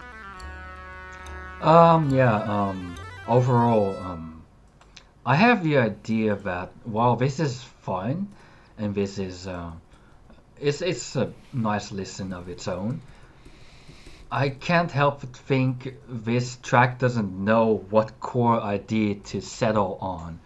Like, it is conveying a variety of things which the listener is supposed to be taking in, but I feel it just jitters around too much for a central message or central feeling to be portrayed by this track. And what also kind of bothered me is, the drums definitely are on the quite loud side, and maybe too much beef indeed. And general balancing could use some work, especially the leads. Feel like they should be much more upfront. It would give the track so much more energy. Yeah, I agree. What do you think, Nadi? I mean, I think it's possible with a track like this to get away with a sort of a jittery arrangement. But the problem is everything is so identically loud that when you get from the sort of the chiptune to the sort of loosely dubstep to the okay, now we're a trap beat thing, it doesn't really feel like the mood has changed because the energy level hasn't changed. And I think that especially as you develop it, if you're going to establish a really loose arrangement, you have to really stick to that arrangement. So it means like when you come to the second droppy section, it should sound very different to your first droppy section, just because that's the expectation you've established at this point, that this track isn't going to stay in one place, it's not going to repeat itself too much, and therefore it has to keep changing. Otherwise, you've got the other way where you now simplify things down a bit, make it really focused towards what Evelyn was saying, where it has to have one central idea. You can't have both, you have to have either. Yeah, I think some balance would be great. Great job, everybody. Big shouts out to everyone who's been hanging out in the chat and being so patient. I'm trying to keep the queue up, and I'm doing it by who's here. So if you are in the queue and you're way back, and I've been seeing you in the chat, I am gonna push you up forward. But yeah, if you notice that you're in the list and you're coming up, just make sure you check in and say hi to me, because I obviously want to play everybody. But if you're here and you've been waiting, I want to obviously prioritize you. So we're actually going to play Galaxy, and Galaxy has been hanging out very patiently and says, for context, this is from a few months ago and was originally part of my first EP, but I just released it as a single. I feel like I've definitely improved, but I have not made any originals since then, and this is Galaxy's first original EDM track. We got a lot of new producers and then a lot of experienced all mixed in together. I love it, and there's so much variety, and I learned so much even just from hearing people like Evelyn and Nathaniel feedback on the track. So this is just an amazing experience for me too. So thank you all for being here. And this is going to be Galaxy. Where did it? I lost my browser window. One sec. There we go.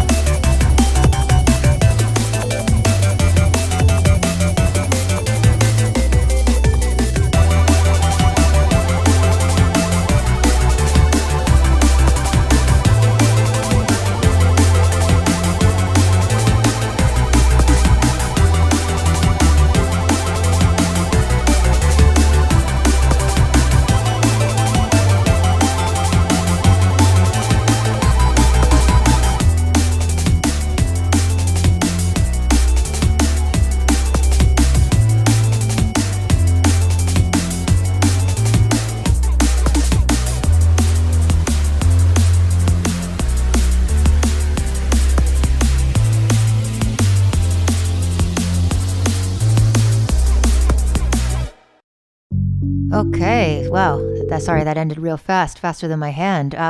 Really, really impressive for, first EDM track. It's definitely, I can tell that you're coming from this video game perspective, but I like the vibe. I like the bubbly arps and some really good sound design in there. Natty is smiling. You got something to say, bruh? What my first thought was the Undertale soundtrack. I mean, it sounds a lot like something Toby Fox might be coming up with the slightly chromatic sort of melodies and chord progressions being more tension-filled than... so compared to sort of a more traditional drum and bass EDM track, it's very much focused on that upper melody range, right? Like, rather than the bass, it's not really the focus of this. It just carries it along, so it's really simple. But I feel like that would be something worth exploring, would be to really take it out from being something that sounds sort of semi-derivative into something original, would be to say, okay, well, how do I go back from this sort of video game sort of sound into something that's more traditional? And I think a lot of that would be within the bass sound design sort of thing, where you allow that to cut through more and do weirder things. You can still maintain the tension and the drama of it, but it doesn't all have to be hinged on the little blippy arps. Yeah. I think having some space and alternating that would be, because it's a really great texture, but I would like to hear some contrast. What do you think, Evelyn? Yeah, I liked that. It was fun. It was indeed very video gamey. You can definitely hear your roots in there, and indeed the Undertale comparison I do agree with. I want to give a couple of tips that I think are important for almost any dance music to have, and that is, the first thing is you want your kick to have like punch and beef and maybe a click, because that is what people dance to in a mix. They don't listen to the oomph of the kick always. The people more move their bodies to the punch and the click of your kick, because that is the most audible thing on big sound systems besides the body of the kick, of course. So what I'm saying, I would make that kick louder. I would beef it up more in the lower mid-range. I also felt like some of the chromaticism inside of his track was not always feeling intentional. When you're modulating your chords like that, you just need to stick to that modulation for a period of time and just really make sure everything else happens inside of that key change too, and then you can make it more intentional, because you can't just borrow notes and chords and just throw them in there without sticking to that modulation. It'll feel incoherent. Very wise words. Repetition legitimizes is a common phrase with this sort of stuff. It's by repeating yourself, then that establishes it as being intentional. By repeating yourself. Sorry, dad joke. I stopped myself. I'm gonna be good, I promise. We're gonna just put in. Kafilo has to go to bed, and Kafilo has been here for a while, so we're just gonna put Kafilo in real quick, and we'll keep going with the queue. And I'm so stoked that you're all here hanging out, and I cannot wait. There's been some amazing music today. So the working title of this is something IDLK. I know what IDK is. What is IDLK? I don't like to know. Okay, I'm clearly a boomer. I don't like knowing.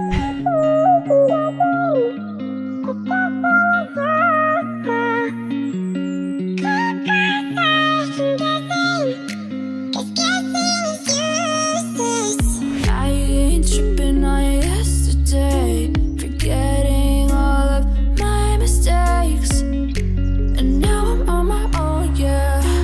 Travel down the road I walk alone, yeah. I don't wanna keep on second guessing, 'cause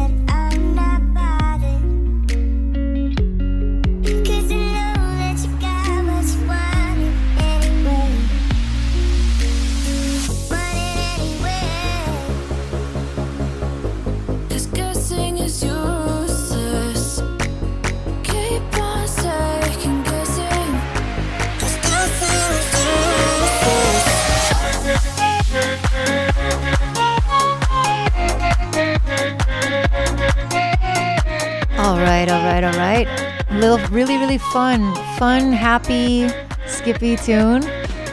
Again, we seem to have like a video game run going on. I'm sure Ryan Reset in the chat does not mind that at all. I like this. I feel like there is like a frequency range missing. Like I really like the intention of taking that like guitar sample and a pad and kind of putting them together, and I think they make a great texture, but I feel like there could be something else in the middle, and that could be solved by chord voicing. It's like that's definitely a possibility, but for me it's just like there's a roundness, there's a warmth, there's a middle part missing. And so saturation, sound design, layering, I think I could think of a few different things. That's my 2 cents. Evelyn, you look thoughtful. Yeah, agreed with that. I think track was pretty fun. Definitely something I could hear at a festival, something somewhere during the earlier slots, thinking in DJ timetables just like Alicia does.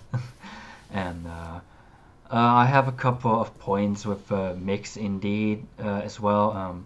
The drop lead I think was maybe a little bit overbearing, and yet it was not in your face enough.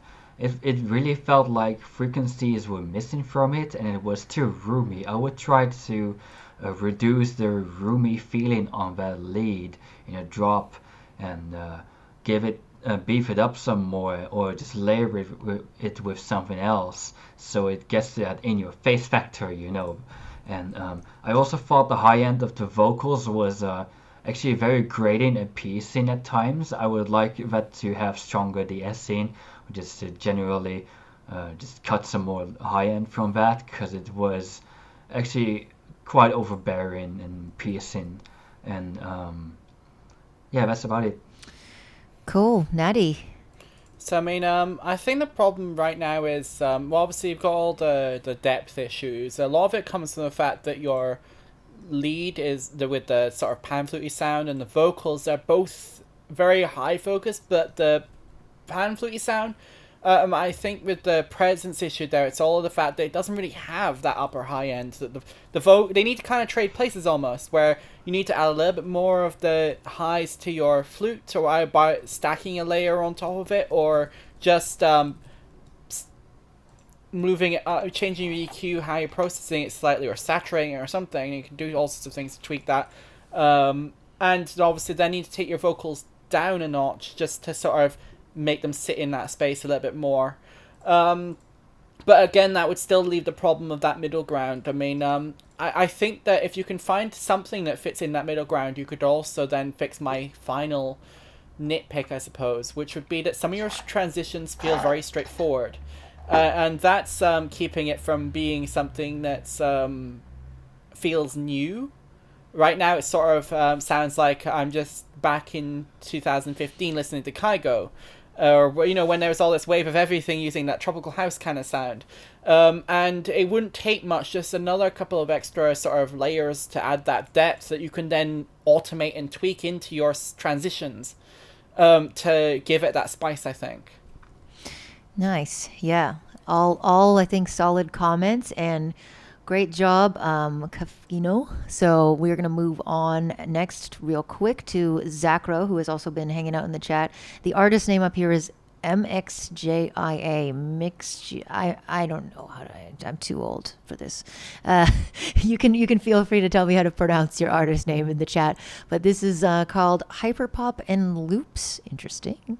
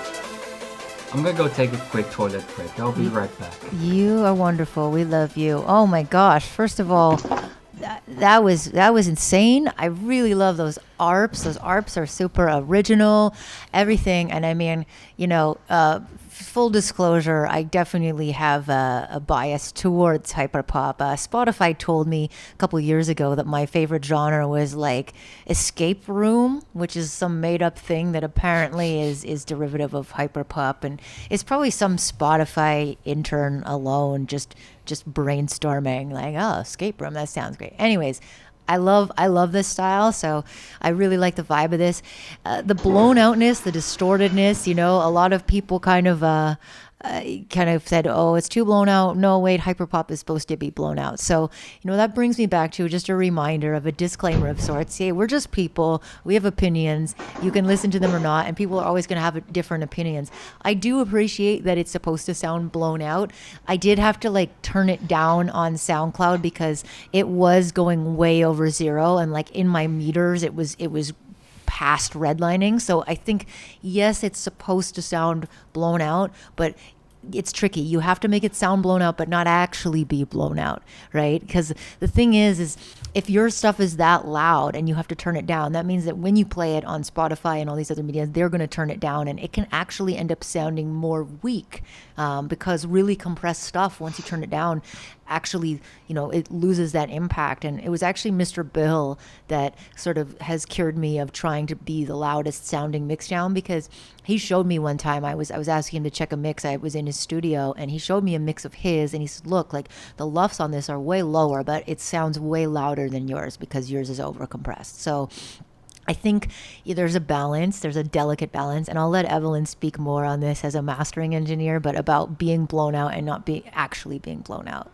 Yeah, you know how loud my tracks are, so I appreciate you recognizing that. Okay, so what I think is a fun track. I liked it, very energetic. Textures were great. I love those little pads, and the tremolo on those pads was just so tasteful. I am not a hyperpop listener mostly. When I do, I am very picky, but this is something I would put in my playlists. But yeah, definitely have a look at the loudness of this, because it's just too much. And that's coming from someone who mixes her songs to be zero loops at times. This is just too loud. and I would tame your low-end distortion a little bit too, because that was very distorted. Especially when the bass hit, that was just one big wall of distortion, and wow, that is a desired quality in hyperpop. I think this overdid it just a bit, and tamed the noise too a little bit, because the noise was very, very loud and overbearing, which is you want this music to be noisy, but you want it to be controlled, Yeah, it's very tricky to get that balance. So, Natty, any thoughts on that?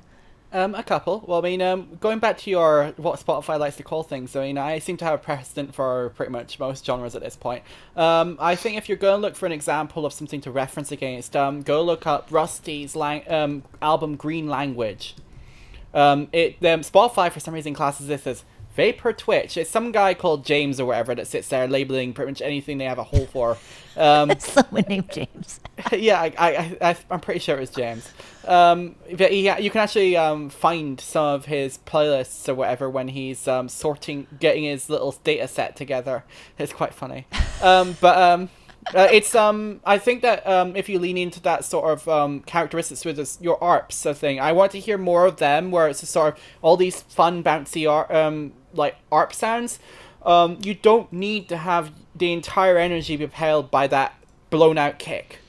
You can do it entirely with the background ambience, but it requires a lot of control of your stereo field. That's where the trickiness lies with that sort of stuff. Because if it's too mono, you'll kill it with phasing, and that would be bad, obviously. So I think that at the same time as you're turning everything down just a notch, you can widen it a notch in places to then bring back that oomph. Yeah, I have one little more comment. The maker of that song just said, I will keep stereo width on 100 Hz plus. I recommend just monitoring everything on the 200 hertz, and you can control your low end distortion by EQing out and in the amount of frequencies you have, the amount of content you have between 100 and 300 hertz. That's the most crucial range to get in your tracks loud. If you overblow it there, you're going to sound distorted. Well, this is great advice because honestly, like I said this the other day, but it always reminds me of like the word fishy and fish. Like you never want fish to be fishy because that means it's bad. And you never want distortion to actually be distorted.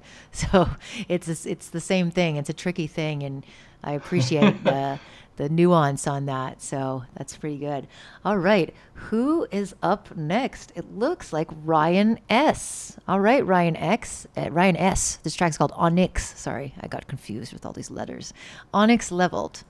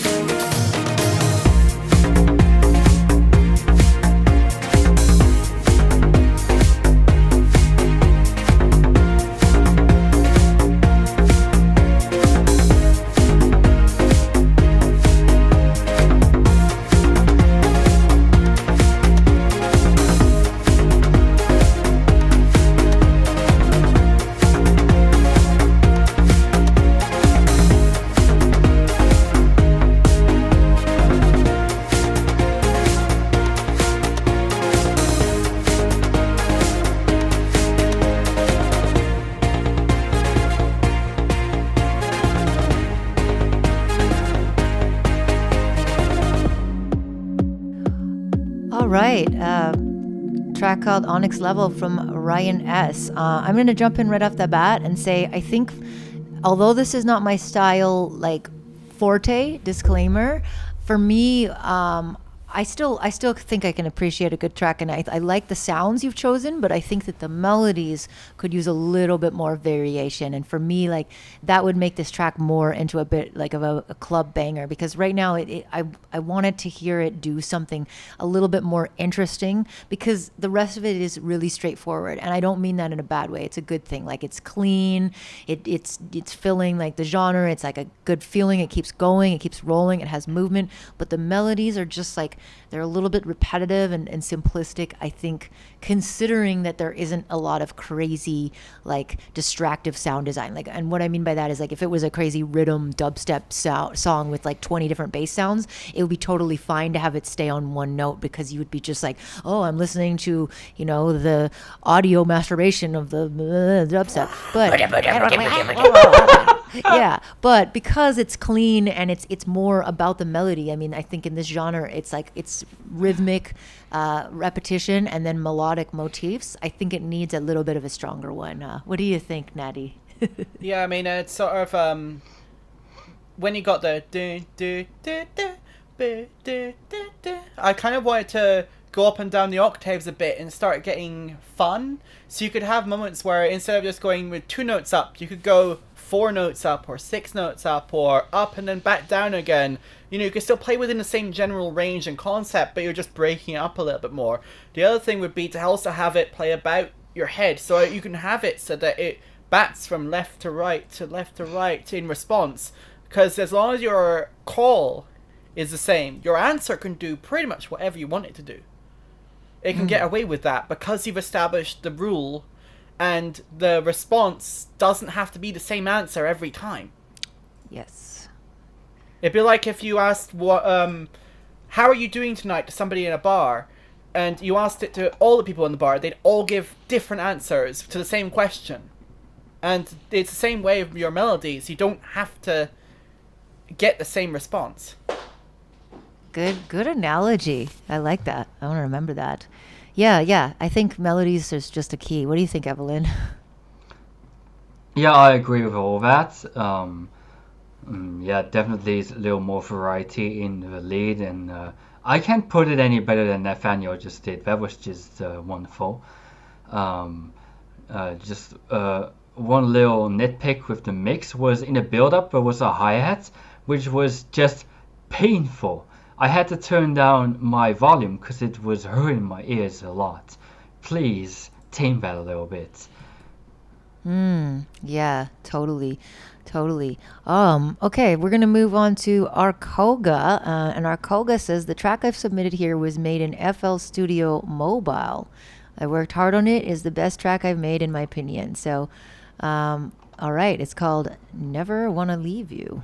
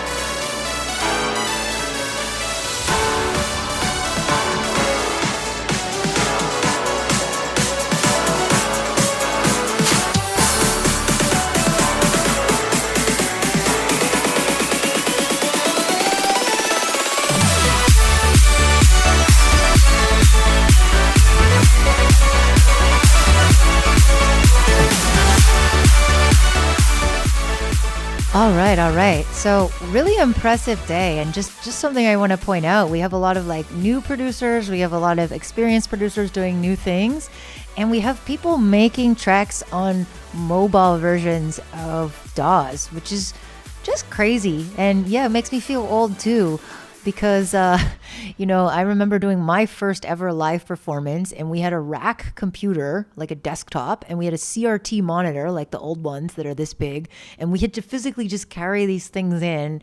It was absolutely insane. And now here we are making tunes on DAWs. So I mean, especially knowing that that was made on an iPad, I think you got a really crazy amount of intricacy and detail. I also think that maybe the thing with those mobile things, and I don't know, maybe you can get an interface and hook to speakers, but I feel like a lot of the time people using those are using headphones, which makes sense because you're on your phone, you're on your iPad.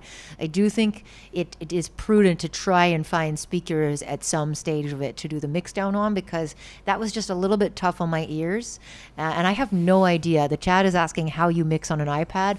I have no idea. So, and then Arkoga is saying that this project had almost like 85 to 95 channels, which is mind-blowing. So first off, that's a lot of stuff to get under control, and I'm not sure without seeing your mix flow, but maybe like just for me overall, it's a little bit sharp, and I don't know if you mastered it or just like threw it into a limiter, but that can sometimes make things sound sharp if you don't EQ it before, because it just pushes everything up. So I'll let Evelyn maybe speak a bit more on the mix, but that was the only thing. I mean, I think it's quite impressive for being mobile, and it's just a little bit like busy and a little bit sharp in my ears, and so overall needs to be kind of mellowed out. Evelyn, what do you think? Yeah, I liked that. It was fun, it was cheery, it was, I could totally see this at a festival. Again, impressive that this can be made on the phone nowadays, because when I first got into mobile DAWs in like 2016 or so, I think I was using Caustic, and it felt 100 times more limited than whatever you made here. So that is, maybe I too am getting old. So, but I think the high end could actually be fine if you just beefed up the rest of the mix, because it sounds tinny and it sounds very emphasized in the high end, because there's just almost no mid-range, both in the mid-range itself and the lower mid-range, and in the drops there was actual low end, which was nice, but outside of the drops I was wishing for a little more low end, even though that wasn't the real get going moment of the track.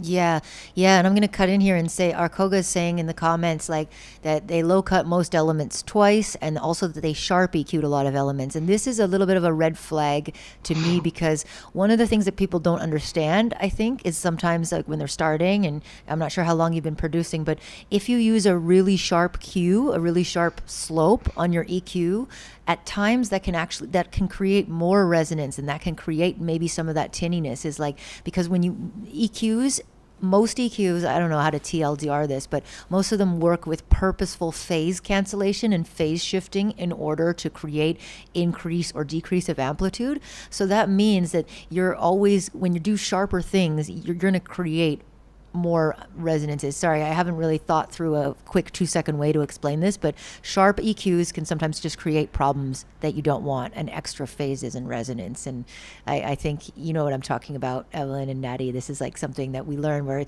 it may seem right to just go with the sharpest, most dramatic EQ, but sometimes it's not, right? I mean, it's a lot of the time to do with how an EQ processes the sound to get the result in the first place that causes this sort of amplification of sound in the area that you didn't expect it to. Yeah. I mean, some EQs, I mean, I don't know, they said they produce this on FL Studio Mobile, so I mean, I don't believe that supports external plugins, but I could be wrong. But I mean, if they're using the default FL Studio EQ, it doesn't have a very complex way of doing that. To the point where you don't want to try crazy stuff in it, because it will create those complications. I mean, some of the other EQs that are out there, I mean, things like TDR Nova, you can set them to what is effectively an oversampling mode.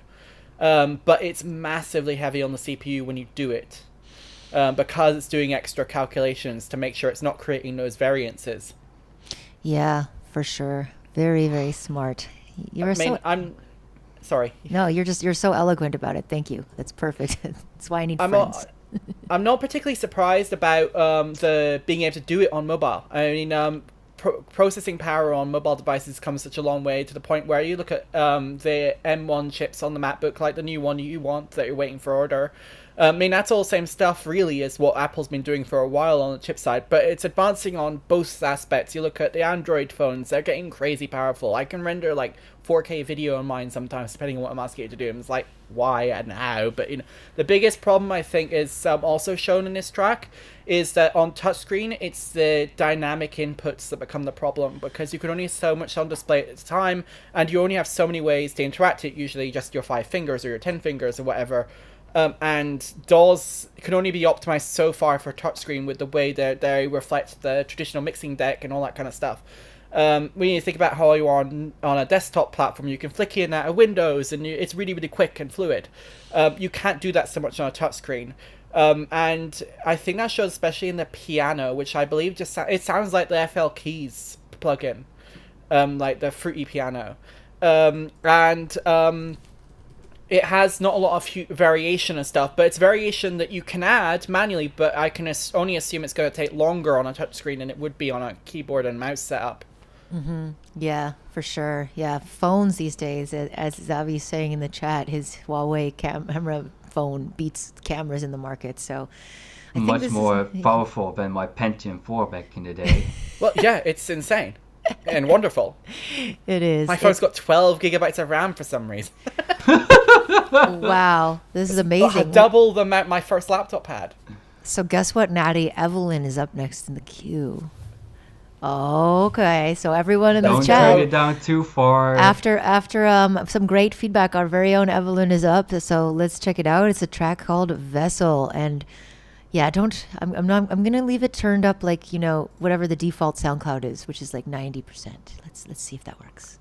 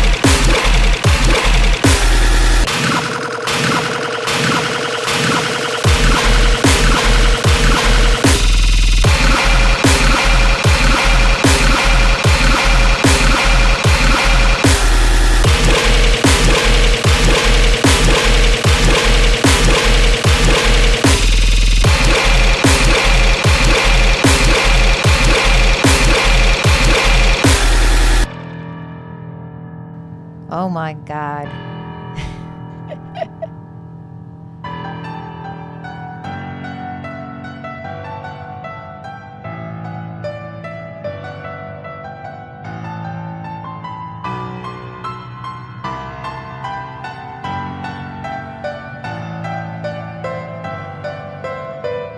I like this ending. It's very unexpected.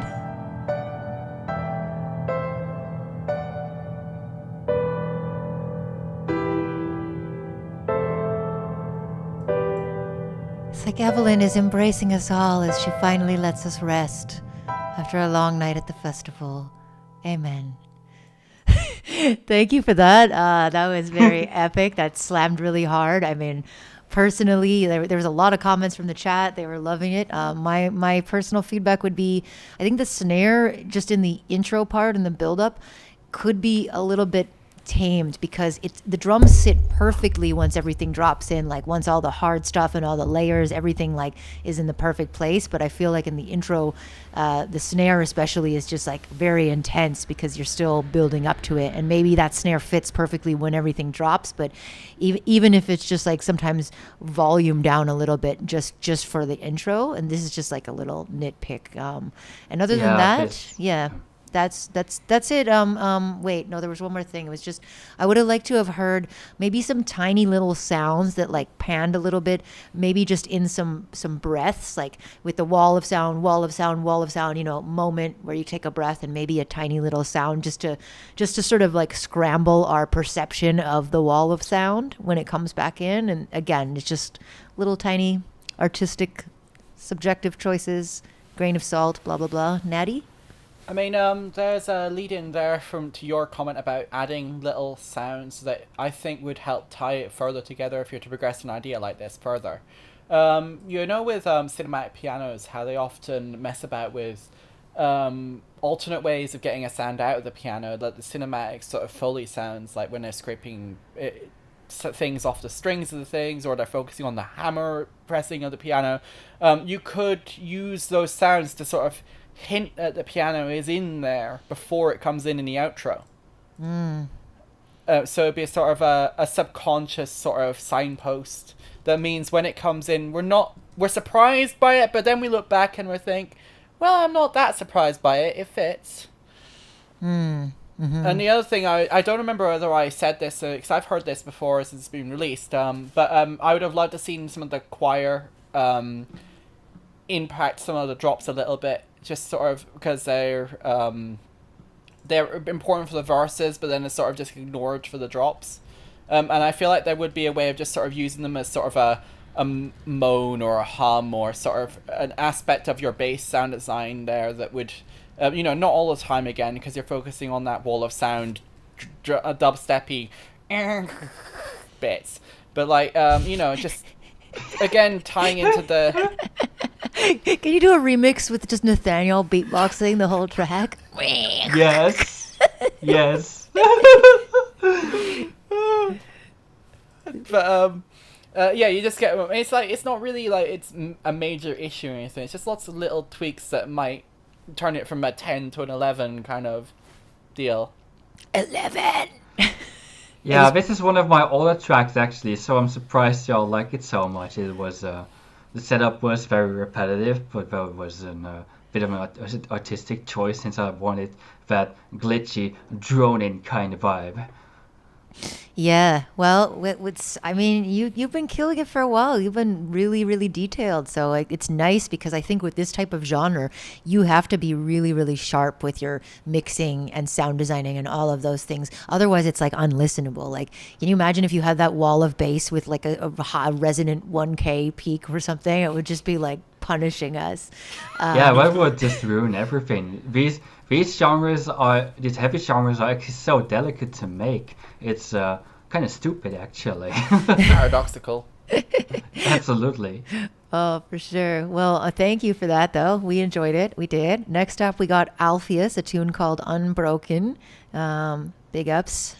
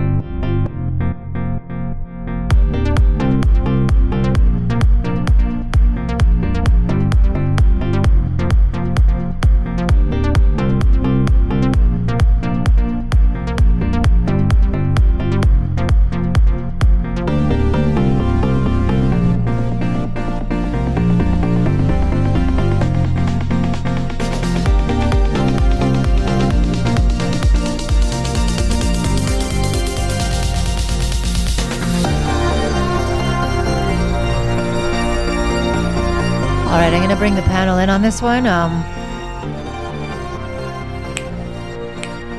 I think for me, the biggest thing that's happening right now is you've got a lot of big sounds and melodies and a lot of like reverb or maybe just long tails of your sound. Like think about the ADSR, the attack, decay, sustain, release, because I'm hearing a lot of melodies that could be nice, but they're kind of bleeding into other ones.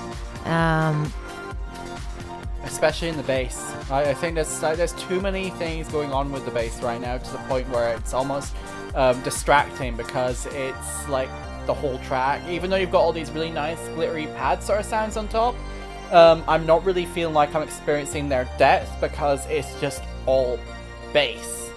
And even that default, the first bass you introduced, the really short sort of one, when it starts hitting down to the lower notes, it's not actually completing those frequencies properly to the point where it's not representing them accurately. And I think that the only way you'd be able to get around that would be to split that bass into 2 layers. So you'd have the sort of the higher transient aspect to it, and you'd process that in one way, and then you'd process the body of it, which can't capture those lower sounds quite as effectively, in another way to give it a little bit more bite and saturation. To get the best of both worlds effectively, and you feed that onto one bus as a parallel processing chain, and I think that would at least help clear one aspect of it, give it a bit of punch, side chain your kick to it, so that then your kick can sit on top, maybe even change the processing your kick to give that a higher frequency response curve, and I think that would start to make everything else way easier to handle, because once you nail those two, sort of the kick and the bass aspect, everything else can be sculpted around it. Yes, I agree. Evelyn? Was a nice track. I do think it felt a little empty. Definitely, maybe. And weirdly enough, you two have been saying it was a lot of reverb and a lot of tails, but yet things felt a little dry to me, despite all the reverb. Maybe add some more chorus in there, a little bits of detuning, a little delays, just try to distract from the dryness of especially the leads a bit, because those felt quite dry. And maybe reduce the high end on your kick a bit, because it felt like it was overbearing in that aspect. Yeah, for sure. By the way, Evelyn, you've been so lovely. I know that this is getting late for you, so if you want to go to bed, please do. I feel bad because I went and pumped up the queue. We had so many great people here tonight, and we still have a few people left. I will stay here, and I will get through all of them. But my lovely friends here are both on the same time zone as me, or 1 hour earlier, which means we're all in Europe. So it is getting quite late. So please feel free, Evelyn, Nathaniel too, but Evelyn, I just know that you said that it was getting late for you before, so please feel free anytime you have to go. You are, of course, allowed to go. Yeah, it's at midnight there now. It is, but I will stay here. I will get through the queue, and you, of course, are welcome to stay as long as you'd like to. I just wanted to leave the door open because I know us Europeans, it's getting late. We are ILBC TV. Yeah. And we are so grateful for you. So yeah, I'm gonna try to stay a little longer, but my head is getting a little fuzzy, so my feedback is not going to be as sharp.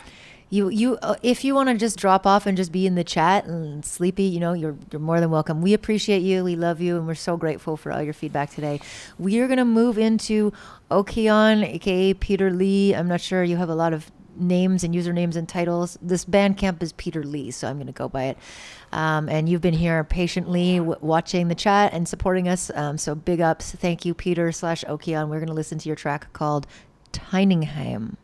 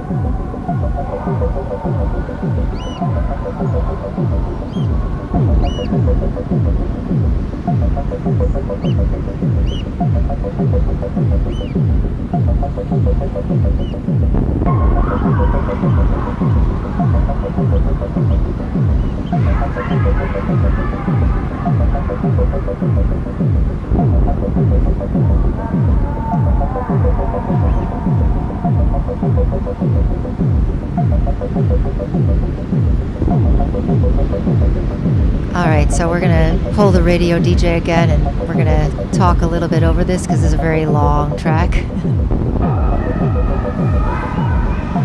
This is very relaxing. I agree. Although a little bit creepy.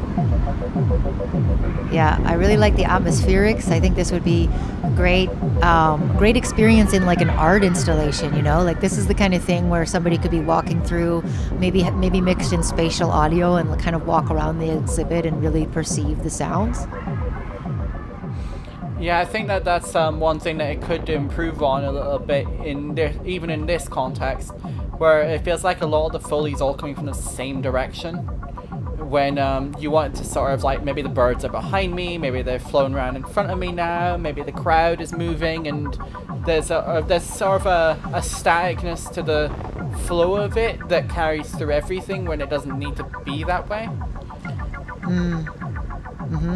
And I also feel like it potentially would benefit with sort of a subtle sine bass perhaps coming in earlier than the kick and then cutting out once the kick takes over the sub function. Oh, this was originally created in 5.1, says Okean. Yeah, it doesn't quite translate that way to headphones right now, so it probably needs a little bit of tweaking in that regard. Yeah, that's a tough thing sometimes, is if you do something and you don't have the exact spatial setup, then, you know. Evelyn, any thoughts? Atmosphere is good, but the repetition is a little bit much for me.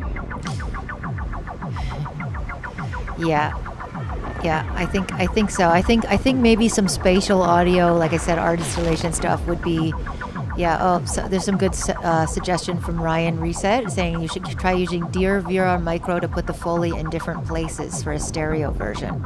So yeah, I think that maybe that is what we're hearing right now, is just a lack of that maybe space that you got before. So yeah, maybe another mix to really play on the panning, which I think is key to this track being listened to up close. Yeah, very mesmerizing though. I'm definitely very cinematic. Okay, so I know Evelyn's about to go to bed. I'm going to just bump Ryan Reset up in the queue. Well, for one, Ryan's been chilling. For two, I have heard this track before, and I really need to take a bathroom break. So for that reason, Ryan is going to get bumped a little bit. But Ryan, I know, really wanted to hear what Evelyn and Nathaniel thought of this track. And just to give you a little background, Ryan is a really awesome live electronic performer and producer who came to Berkeley when I was teaching there and just really impressed me with the variety of things that he can do. He beatboxes, he does controllerism stuff, he makes sample packs. He's a really, really fun human. So you should definitely, please, Ryan, pop your socials in the chat because people should follow you. And you have a lot of cool free things. Ryan has some free serum skins and all kinds of fun stuff. So he's great. And here's a track called Shrimp Crackers. And I will be right back after this loads. SoundCloud, are you there? SoundCloud is very unhappy right now. But yes, resetrt.com is rad. I don't know why, being very slow. So actually, I was going to do this. Why won't you let me go to the bathroom? SoundCloud has gone postal right now. It is not loading any more links at the moment, of course. As soon as I say I need to take a bathroom break, SoundCloud's like, no, you don't. Same way at my work whenever there's like, I think there was a bit quiet moment and I can go to the bathroom and then the queue just like immediately piles up with like 100 people. Yeah. Okay. SoundCloud is, I don't know if I broke SoundCloud. I'm going to just actually, okay, sorry. I'm going to skip to Shiba because Shiba asked me to skip and Shiba has an Audius link and Audius is working right now and SoundCloud is not. So I'm going to keep trying to load that and we're going to play Shiba first. And if, wow, the whole internet is strange, but here we go. I think this should work. Please, Audius, be nice to me. There we go. All right, Shiba. SoundCloud is down, I think.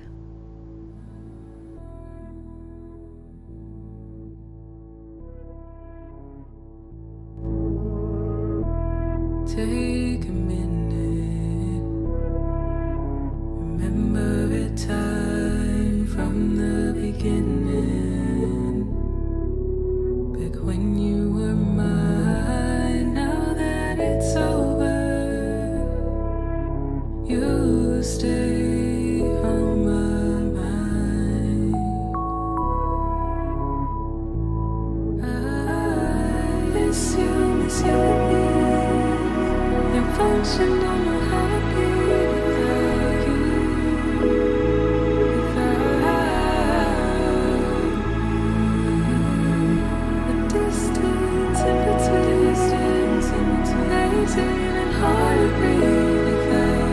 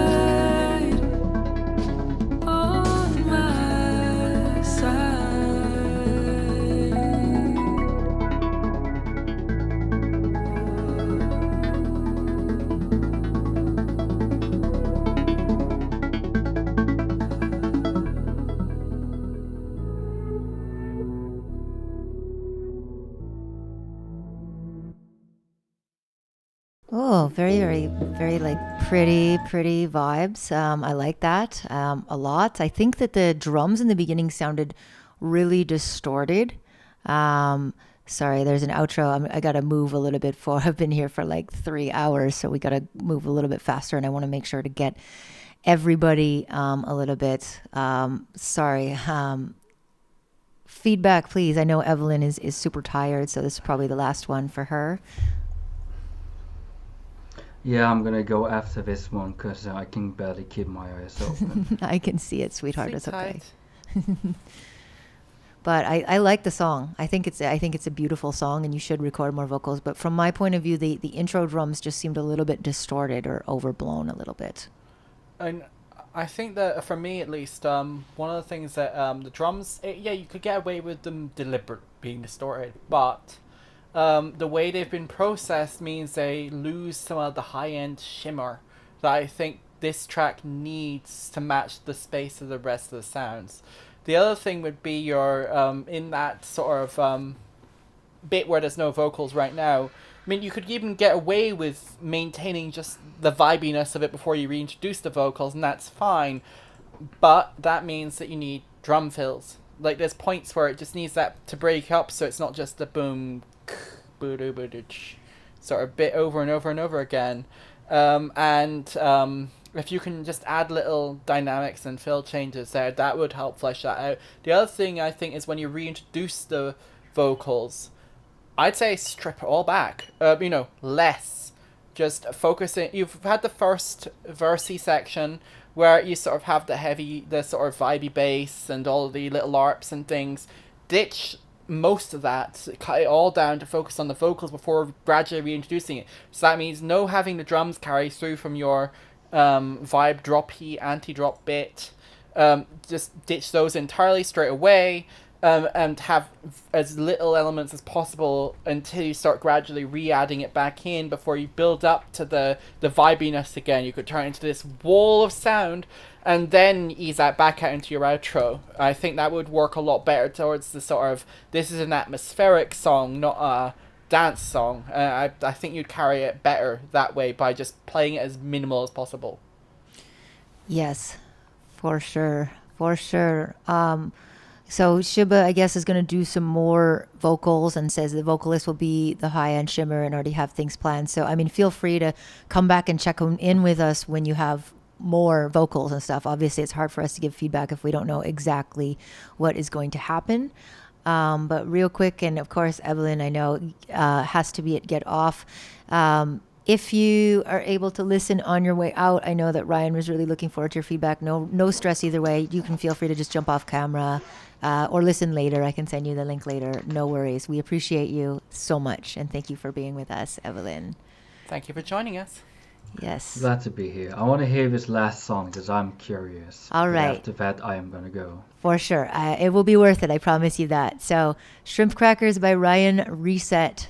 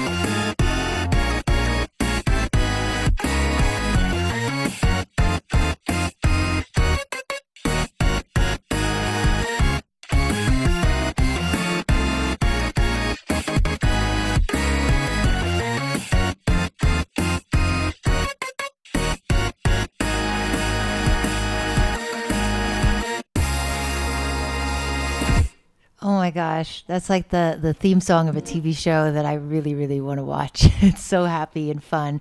Evelyn, I'll let you just say what you're going to say because I know you are falling asleep. So please go for it, my dear. Oh, you're muted. You're muted. It's Still muted. It's not me Oh, this time. sorry. That was fun. I liked it. Definitely put a smile on my face, made me feel good. Very upbeat, very energetic. Um, this is a comment that's been said a lot of times on the stream, but I wish for it to have just a little bit more ear candy, just maybe a little pop that echoes or just ping pongs back and forth, or maybe just a little fill just to suck the energy out for a bit and just create a little micro tension like whoosh, something like that. That would be so good in this. Yeah. Natty, go for it. Well, I think we should start a drinking game for whenever anyone mentions ear candy. But we'd all get so wasted. What? But I mean, I think that Ryan, you have a fantastic foundation here. It definitely isn't quite finished yet, in my view, and it's for a couple of reasons. First, I think when your first happy-go-lucky drop comes in, we should get some percussive elements, not like the full drum set, but maybe like your rides, your cowbell, something like that, where it's sort of really subtle and in the back there that sort of allows it to carry on some of the more traditional momentum that is not present in the melody kick combo because of that being a quite loose and syncopated sort of pattern. The other thing I think would be your voicing, as you got the same chords effectively repeating 3 times. The first time, cool. The second time, we're like, well, okay, we've heard this before. So the way you could change that would be to introduce maybe some glide somewhere, and then you have it so that the same melody don't do the same things over and over again. It's like, they can start bleeding into each other that way. And then the third time would be to use something like changing up your voicing. So switch up your octaves a bit. Spread it out. So then the third one is like the big grand finale. It's the same melody, but it's just that bit more. Oh, very, very. Don't change the ideas. The ideas themselves are great. Just tweak how you're executing those ideas a little bit just to maximize the potential. Maximize your potential. That's what we're here for. And this is a collaboration between EDMP Reddit, EDMP Discord, and ILBC.tv. I'd just like to thank one more time Evelyn, one of our most amazing administrators and longtime members of the Discord. Thank you, Nathaniel, of course. Hopefully Nathaniel can hang out with me a little bit longer since you're 1 hour back. We'll see.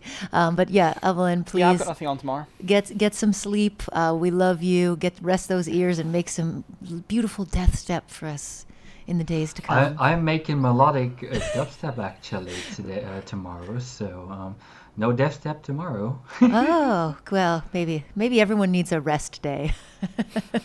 Yeah, sometimes you just need to get away from the growly, angry dubstep and just do angry, growly, melodic dubstep.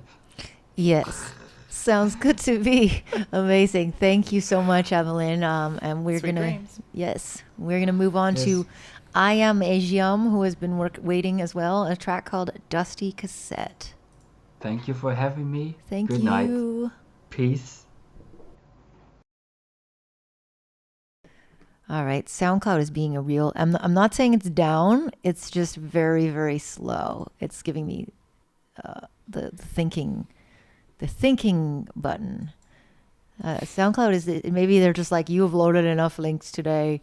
You are How finished. dare you freeload Office this much? How dare you? Are you paying for server space? No, you are not.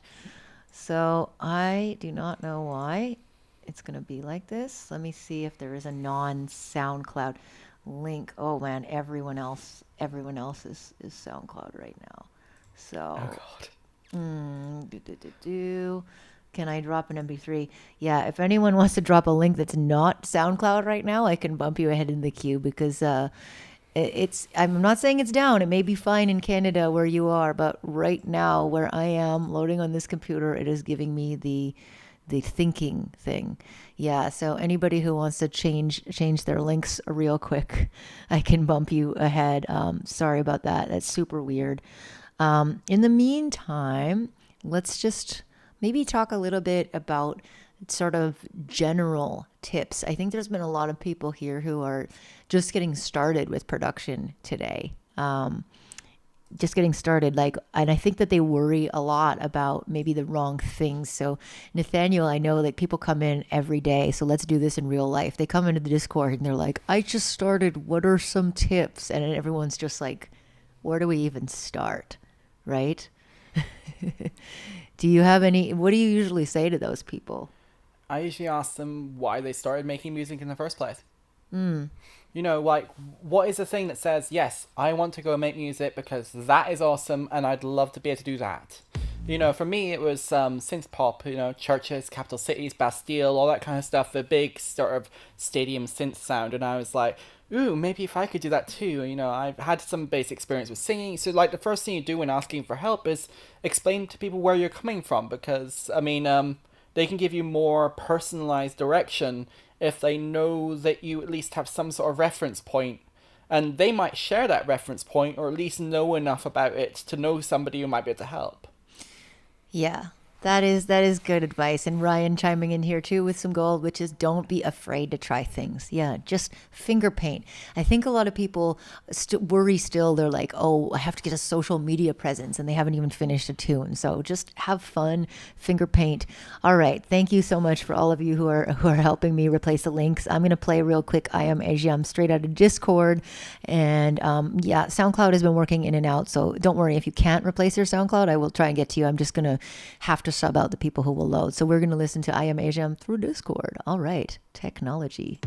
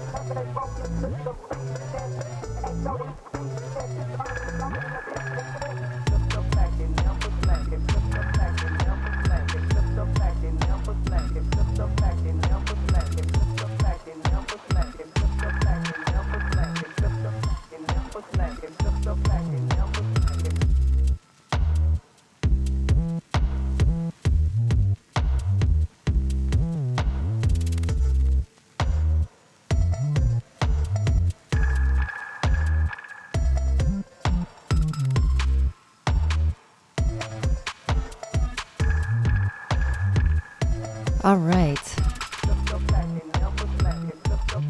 So I'm just going to jump in here and say for me, I like the cool little weird glitchy like high sounds especially, and I think they have a lot of potential if you were to sort of separate them and pan them around. But the timing of all the elements is too much the same. Like what I mean by that is like your kick drum, your lead melody and your bass are always all hitting on the grid points at the same points. Just kind of going dun dun dun dun 1 2 3 4.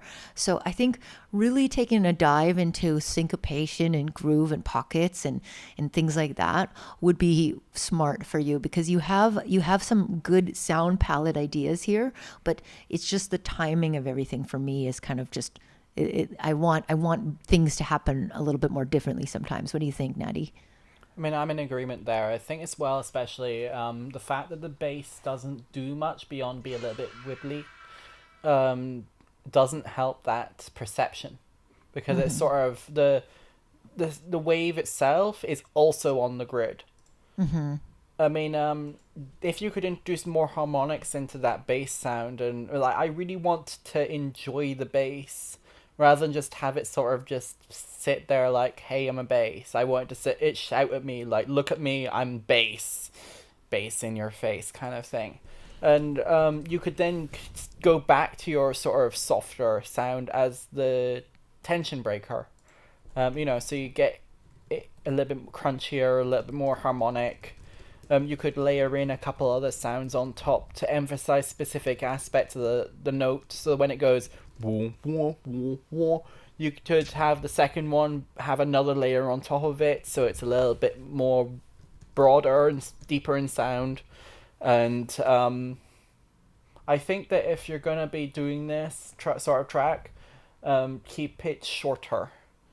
Yes. Like right now, it keeps going and going and going, and I think you have to choose the amount of time you want to spend, the listener to spend on this wisely. Like, make sure that their time is valued. Yeah, for sure. I agree with that for sure. So anyways, we're gonna keep moving. I just wanted to check with Chris, who's next. He had a file that said MJ type of beat, and I just wanted to make sure there wasn't illegal samples in it. And just for anyone watching the stream, we are going to be doing this regularly, so if we didn't have time to get you tonight, we will most surely get to you if you come back next time. But please, no bootlegs, no illegal samples, nothing that can get us a copyright strike, because right now we are setting up ILBC.tv. It is a new channel. It is meant for live electronic performance and original production. So every time we get a copyright strike, it creates an issue, which could potentially mean that we can't do this for you anymore. So please make sure to just send us only original tracks. So I am going to trust Chris here, who says that this just is supposed to sound like MJ. And if anyone at the Copyright Strikes Bureau of the Globe is watching, I played the fifth. Google Drive. Wait a second. Google Drive has to open. Sorry, that was coming through my headphones. This is causing, of course, like a flurry of drama with my browser routing now that SoundCloud is being a jerk. But hopefully it will start working again. And until then, I'm going to try and load Google Drive. I wonder if it's Safari. I hate Safari, but in order to make this work, in order to send Nathaniel really great audio and to get it back and to not have him feedback and all that stuff, I have to send... Okay, there we go. Google Drive is working. I can stop blah blahing now. Nope. Now it's telling me there's a problem and I have to download it. All right, sorry about that, Chris. I'm going to have to do some funny things, so let me hook up... I am just doing, maybe sometime I should actually just like show my screen and all the like insane amount of patching I'm doing, but here we go.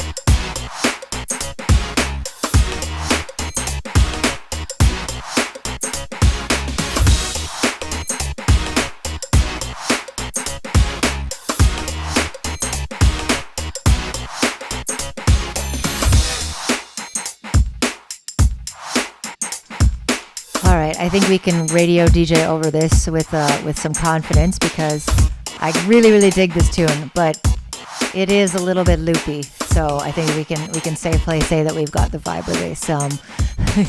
So, ooh.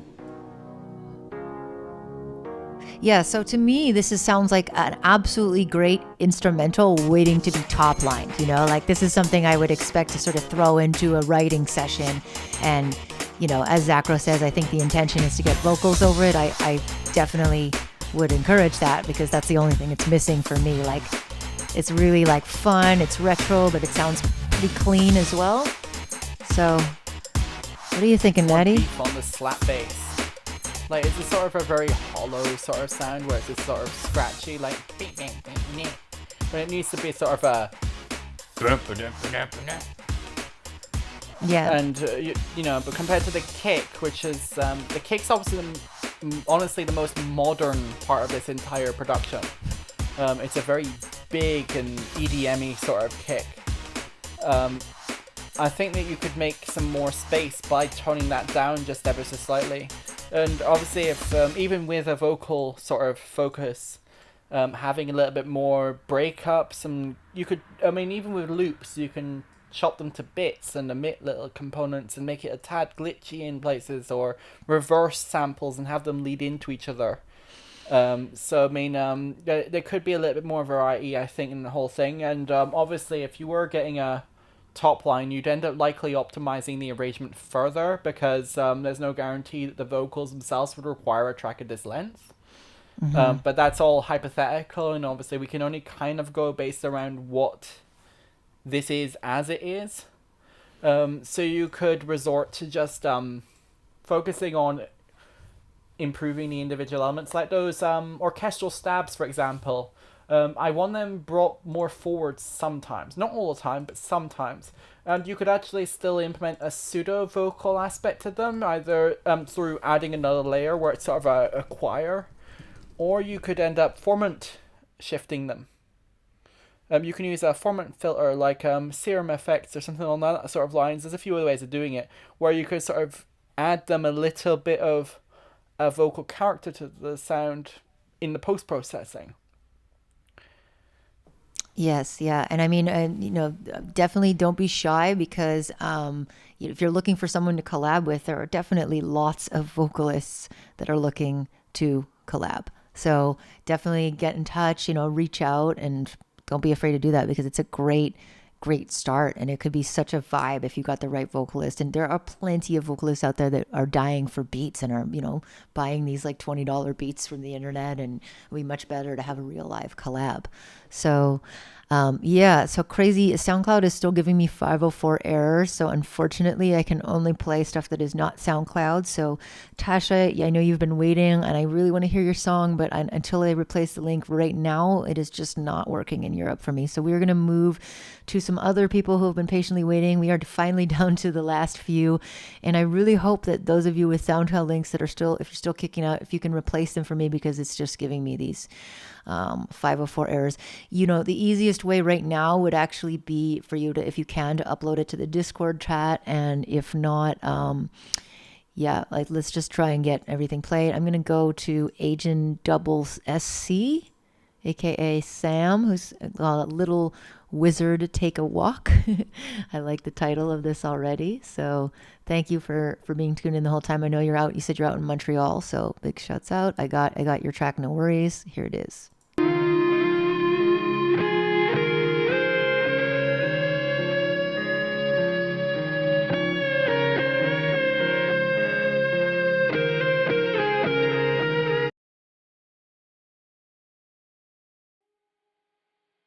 Sorry, I started in the wrong place.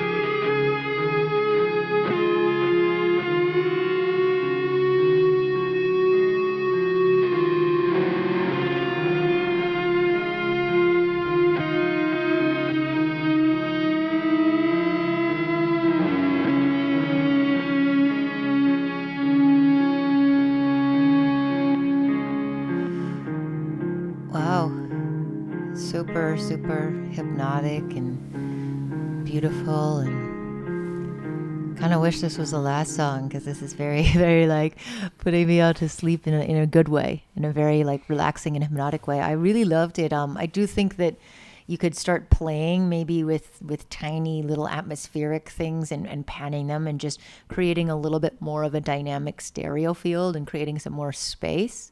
That's pretty much all I have to say about it. I think it was a really beautiful piece. Natty? I mean, it's definitely a good example of sort of the ambient post-rock sort of sound. I think that my biggest issue with the progression is that the rhythm, like the arpeggio sort of doon doon doon doon doon doon. And it's clear that that bit is more of a loop than the guitar riffing on the top. It might be worth going back in and doing a few variations on that take, just to sort of increase the humanity of it in a way that isn't present at this moment. The other thing I was thinking of is some subtle environmental foley might be worth, but just something like the wind, maybe some chimes, I don't know, just really, really subtle little things in the back of just sort of, because if it is going to be a meditation track, then you should transport me to a place and not just sort of focus entirely on the hypnotic melodic aspect. Yeah. But like on the whole, it's a well-paced, and the little bits of variety they've got in the sort of distorted, shreddy sort of chords is good. It's just sort of not quite finished sounding. Yeah, I think so. I think it sounds like a really like beautiful jam that now needs to like open up into a little bit more of a stereo world. You think? Something like that. That's where I would go with that, but absolutely lovely. All right, next up we have Stay Sick. Stay Sick, thank you. You've been repping in the chat. You're awesome.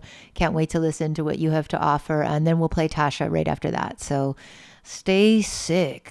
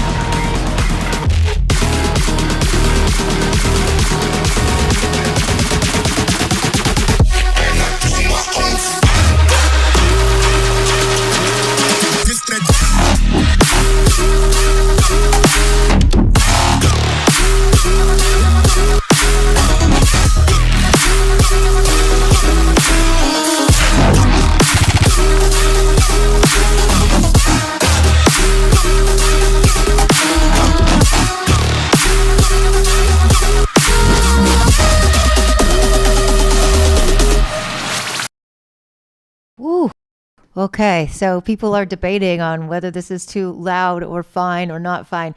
But yeah, it's just smashing so hard that it is cutting out the sound. So I mean, to me it's like you can debate how loud. I mean, I don't know, maybe it's the Dropbox upload, maybe this is the thing. There's a lot of places where algorithms can do things, so I have no idea. I'm playing it out of Dropbox, but this is the only track that has done that to my level. So it's pure heat though, as has been said. I mean, it could be Dropbox. It's compositionally, I think it's really, really dope. There was like that crazy bass design that just came in and got really stereo right at the beginning when the bass first dropped. And I really appreciated that because it kind of gave you this feeling of like wall of sound and then opens up. And I think that's super important to give contrast. And you really did that. You went from wall of sound to rest, to breathing, to stereo. And otherwise, it sounds really clean. So I don't know, it could just be Dropbox, but you have the honor of being the person to max out the stream limiter of the night. Loudest track of the evening. Loudest Although track of you the did turn Evelyn's down a bit, so maybe that would be similar. That's true. That's true. That being said, Dropbox it's not as easy. Well, there is a volume. I have been messing with it, but I didn't mess with this one. So you're right. Woo. Could be, and agent saying could be the conversion from 24 to 16. Who knows? Like, that's the thing, is you never know sometimes if it's the software that's crunching it. And I mean, the safest way would be for me to get files from all of you, but that's way too crazy and I could never do that. Nathaniel, thoughts on this track? I mean, I think it's genuinely well executed. It would be nice if there was a little bit more call and response again. You've got the bass sound design, it's all really gnarly, but you've actually left a lot of room up top that you're not really using. But then again, it's so, with this sort of thing, you could probably just get away with calling that efficient rather than an actual complaint on my part. Because, I mean, if this dropped in the sort of set, people would go insane. Like, genuinely, I think that they would be like, oh my god, what am I being hit with right now? And that's fantastic. So, I mean, I just because it's sort of my personal feeling on the matter doesn't mean it's a good idea. And a lot of people are saying here, I mean, Zacro GG says, I think it's decidable worthy if you send it to them. Tasha Knight said it's effing perfect. I love that. Hype AF. Let's see, who else we got? Yeah, I mean, it could be Dropbox. Zavik said, I did get carried away with it. And, but I think it's a good get carried away. Like, it sounds fun in, yes, I'm throwing everything at this. But it doesn't sound pretentious and circle jerky. Yeah. Yeah, no. It sounds honest. Like, it sounds like super authentic. It's not like, oh, listen to this person do sound design. Like, it has a cohesive arc for sure. Yeah. So, I mean, good job. Yes. A very good job. All right, Tasha, sorry about before. Apparently this is just a drop. But wait, hey, some people never find the drop. They look for it their whole lives. You have a drop. You're ahead of all of us.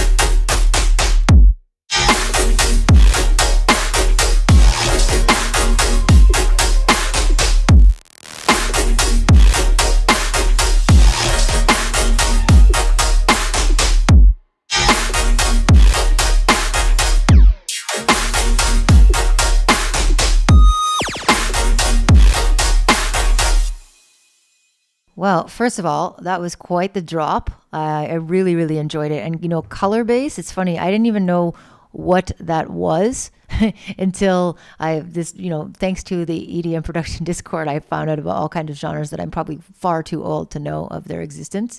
But I really, really dug that. I think that some people are saying they could have used more hi-hats and rides. I think maybe I do like the minimalist and I like the whole style of silence and chords and pushing in and out. But I think it's more like having little tiny sounds that are sort of gluing that together, like little reverse sweeps or just small things that kind of connect those silent parts so that they almost flow into each other, because it's got this really whoosh, push and pull potential. But I think that, I think that it needs a little bit more glue. What are you thinking, Nathaniel? One thing I really enjoyed was the completely liberal usage of pitch envelopes. The fact that you've got all your percussive elements going up and down in pitch is really cool. They're all in sort of relation to each other in a good way. And I think that if you're going to develop this one further, it would be just completely go ham with that. Have it on your bass, have it on your kick in the drop. And it's you could have your second drop be more melodically insane, but in that I'm pitch shifting everything kind of way, rather than I'm constructing a melody like a piano sort of way. I think it's just a case of building on the foundation that you've built already. Because it's a really, really cool sort of aesthetic that's going on. I think even for, it's a whip, but even for a whip, the overall mix down quality is very solid. Mm. And I think that as long as you are careful, you can effectively preserve that integrity as you progress it, without causing much more hassle to yourself than line for the last little bits of polish, because that would be a shame to suddenly decide to stack another 10-20 layers in your song somewhere else and then realize, hang on, this has ruined my mix. So I think as long as you're just make sure you test everything you add from here carefully, you'd be able to finish it in a very short order, because it's not far off in that regard. Yeah, I think you have so many cool elements that you don't need to add a thing to extend the song. You can take all the parts you already have and just pull them out, tease them, filter them, or automate them in some way, and you basically have the whole track contained in this little drop. And awesome. It's really, really, I would totally, I think, play this when it's done, for sure. It's totally my thing. So love it. All right, we are down to the last few, and the good news is SoundCloud has started working again. So whatever, thank you, SoundCloud gods. We're going to listen to Zugelos. Okay, and I apologize. I've only been in Europe not that long, not long enough to know how to pronounce all the dots on top of letters. So I don't know what 2 dots on a U means. Zugelos. Sorry, I'll ask my European boyfriend. This track is called Hoboken.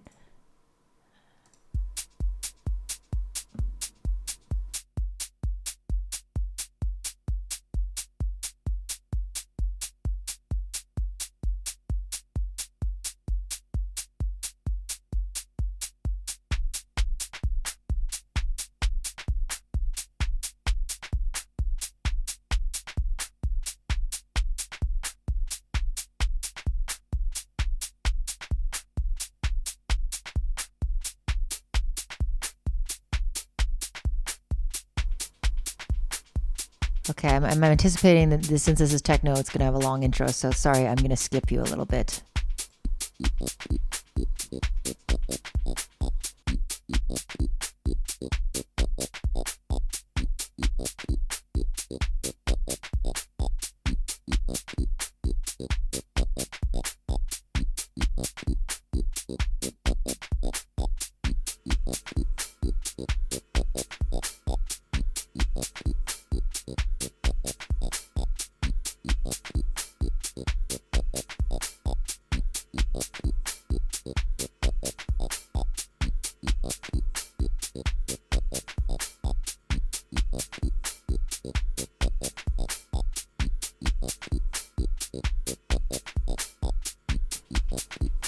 All right, I am going to skip through this just because it's techno.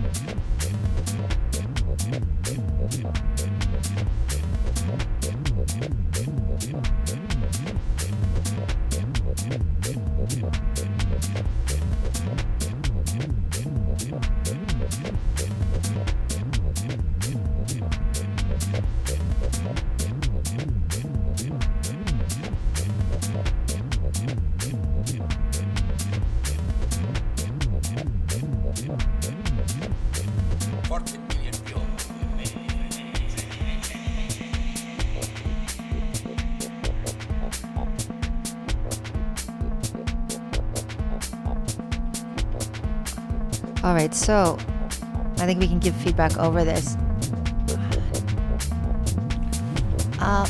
Techno is the hardest thing for me to give feedback on, to be honest with you, because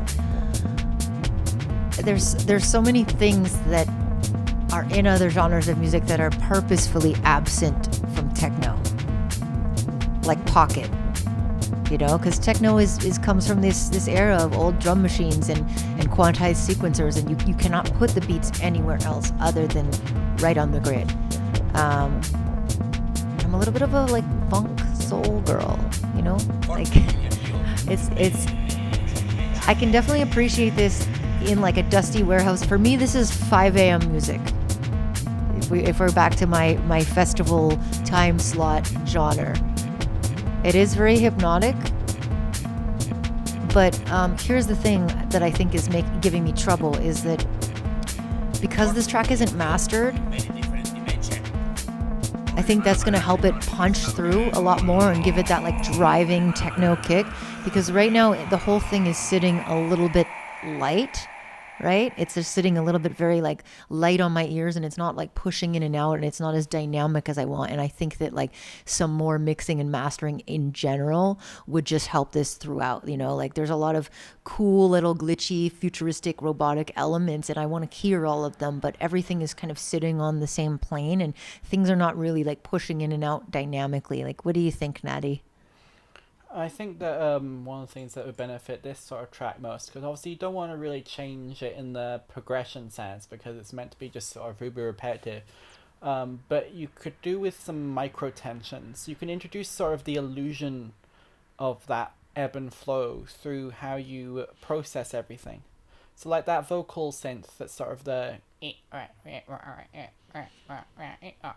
it'd be interesting if you could morph it as it goes along to display slightly different vowel sounds, because then that would sort of make it different, but it's still hitting in the same spot, but it'd be slightly different. The other thing would be to play with your use of reverb, delay, flanger. You can use little micro amounts. I'm talking, if you were to turn that mix knob 1, 2, 3%, just really, really teeny bits that you automate in and out. Because then it would create that sense of change and movement that isn't actually, you have to really listen for it, but the subconscious notices it. Like, when you actually have the track, you think, okay, if I really focus, yes, it is different, but you're still attaining that same sense of hypnotism.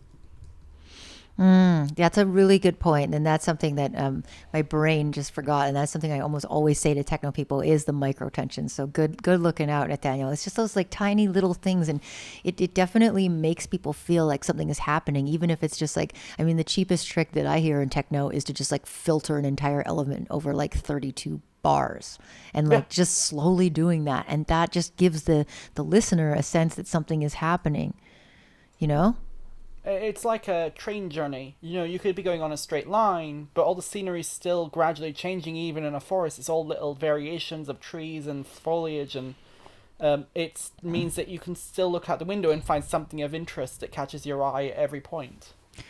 Yes, yeah, exactly. So like subtle tweaks, I think. And his question, he said his main question was whether to add or change the mix or would the mastering punch it through. And hopefully we've answered that, because I think that mastering will punch it through, but maybe also just doing little tricks before you do that, because I think that those are going to make all the difference in making it like super engaging to listen to all the way through, right? So that's what I would do first, is those little tricks that Nathaniel said, and then work on, with the mix overall. I think just compressing different elements and really playing with how they interact with each other, like that cool glitchy noise should bounce off the drums, not just run alongside it.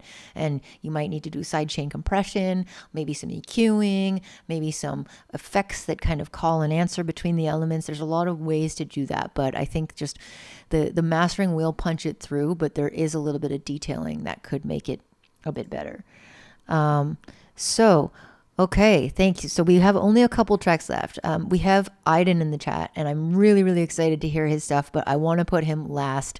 And I know you've been listening, you've been chilling, and I've seen you all night. It's so good to see you. But I already know that your song is just going to be an epic closer. So call me a little biased, but we also have 2 hardcore tracks before that. So we're also going to sneak in Visionary because he is a regular, and then we are definitely going to close because this has been a marathon. Nathaniel, thank you so much for sticking it out with me, and hopefully if you're all listening, join us regularly for these streams. We want to give feedback to you. Join us in the Discord if you haven't already checked it out. Our Discord has been going for 5 years, maybe even, I think this is the 6th year now, and Nathaniel has been there. I think you were even here before me, were you not? Yeah, so Nathaniel has been here forever, and besides him, we have lots and lots of friends that are participating in these feedback things. So I'm going to play one hardstyle track, then I'm going to play Visionary, then I'm going to play the other hardstyle track, and then we're going to close with Aiden, who actually just released a new album, so I'm just like super stoked. Big fan right now. But we're going to start with a Darkened XO8, and I think that the track could not be found. So actually, we're not going to start with you. We're going to start with Hard Shifters. Hard Shifters. All right.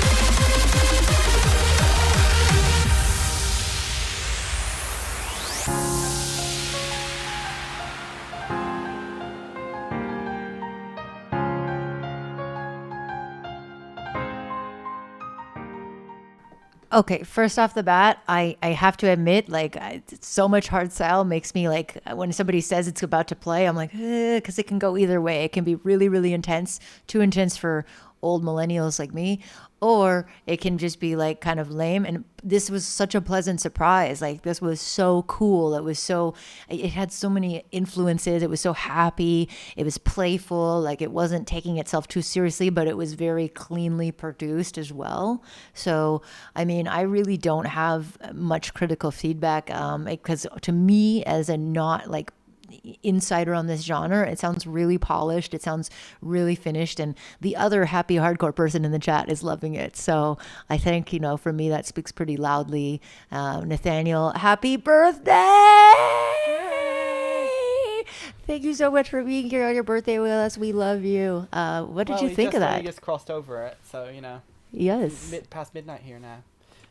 But I really enjoyed the vibe here. There was a couple of things I think that do need a little bit of tweak with the production, just ever so slightly. I mean, before you get to the donk bass, the other bass I don't think quite sits up enough in the sort of crunchier bass region where I think it would actually benefit from that. So maybe just soft clip it ever so slightly, and then just if you've got any sidechain percussion on your kick to your bass, just amp that up a little too to counter the difference, and then you'll end up with just a slightly more energetic bass sound. Otherwise, I think everything else works pretty damned well. Especially the moment where it switches over into hardstyle and then has the donk bass. It's not obnoxious in the slightest. It works completely to the track's energy benefit. I think that transition was really well done. Ooh, yes. Thank you. Thank you for being more critical than I could be. I was just bopping around, and I love it. And it's funny because as much as I have trouble with some modern hardstyle, I actually am a really big fan of like old school UK happy hardcore, like from like the stuff that preceded jungle and drum and bass, because I think that the genres have diverged so much that a lot of people don't actually know that like old jungle music and old UK hardcore are like almost inseparable. And like back in the day, that's actually kind of what early jungle was coming from, was these labels like Suburban Bass and all kinds of old stuff like that. And now we have like this drum and bass, and then we have hardstyle, and a lot of people may not know, but yeah, they kind of come from the same place, and it just reminded me of the classics that I like, but it still sounded really modern. So great work, super awesome. All right, we are almost there. This has been a marathon, although I can't compare to 19 hours of licking microphones. So I don't know. Nathaniel, is it time? We're gonna check out. We're gonna next time we'll do an ASMR theme and see how many people tune in. We're gonna really quick check out Visionary's Whip, and then we'll play the other hardcore track, and then we will play Idens. And this has been the longest stream I've done so far. So good on you, and shouts out to everyone who has stuck with us too. All right, Visionary, rough 2-hour whip. Let's hear it.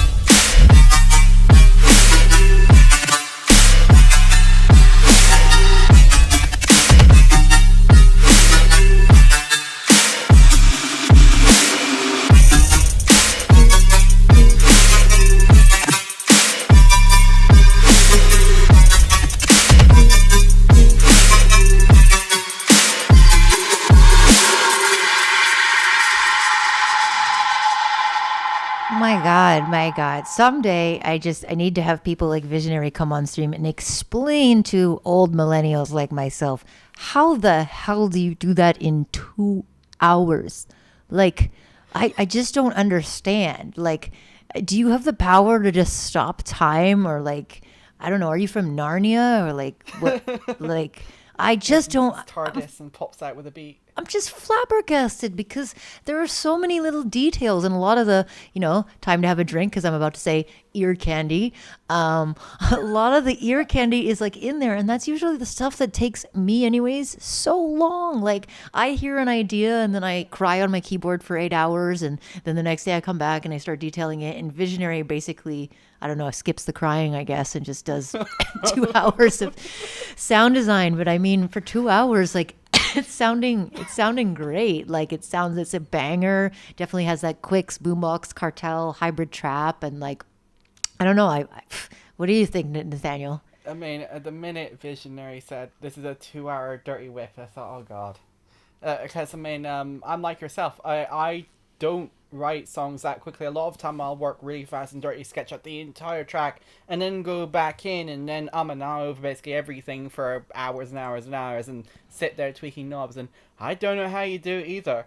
I think that obviously because it is still early and you haven't finished the arrangement, so you haven't necessarily decided on the key hype points of the entire song yet. But right now, for the bits you've done so far, you do need to watch that kick in the first build up. It is as of right now, obviously it's too loud, but I'm sure you're probably aware of that. So it's not like I'm gonna be too critical there because it's a 2 hour whip, and it's amazing you've gotten as far as you have with that. It makes it really hard to judge whether I'm being fair or not when it sounds really, really solid for what is there. So I mean, yeah, just watch your placement of your pressure points, I guess, as you're developing this. And right now, obviously, you'll want to go into your second sort of breakdown and in your next drop. And you could literally take this idea in any numerous number of directions, and that's a really great place to be.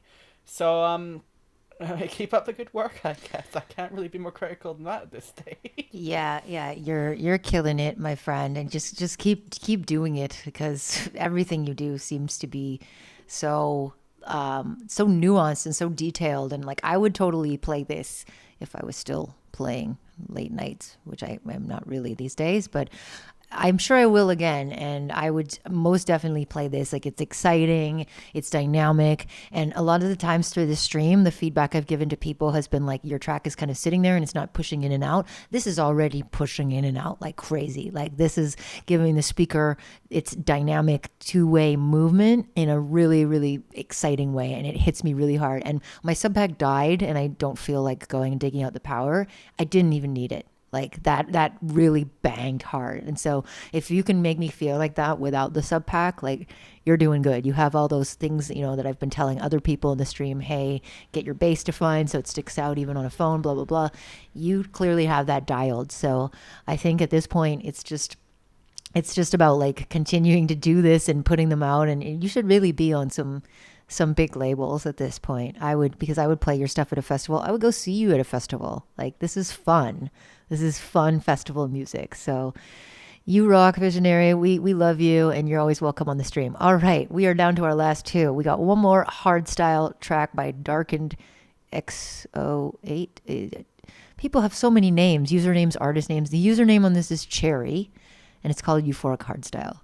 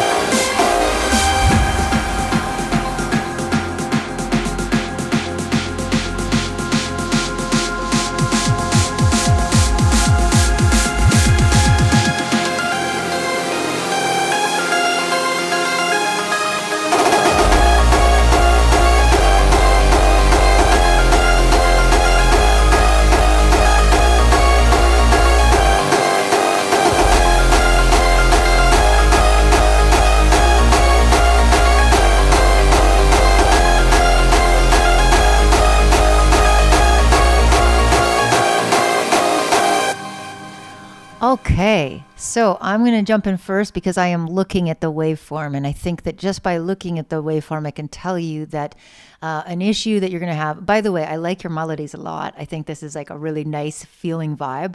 But the big problem that I see is that your bass, your big distorted bass, it's really loud in the mix, and it's also overriding the kick drum. So that big kick, that punchy kick that you need to feel in hardstyle is actually missing, because the only time I can actually hear your drums is when the bass stops for a second and you have these little drum buildups, and I'm like, oh, okay, there are actually drums. But you need to do some side chaining or some other EQing, like, you know, one option, like if you don't want to destroy that big distorted sound, like if you don't want it to cut out so much, you can keep the top and separate a sub and sidechain the sub part. You can do things like that, right? But the way that you have it now, if you were looking at the waveform, actually, I think I can even show you. Let me just, I don't have it set up for the other screen, but like go like to this.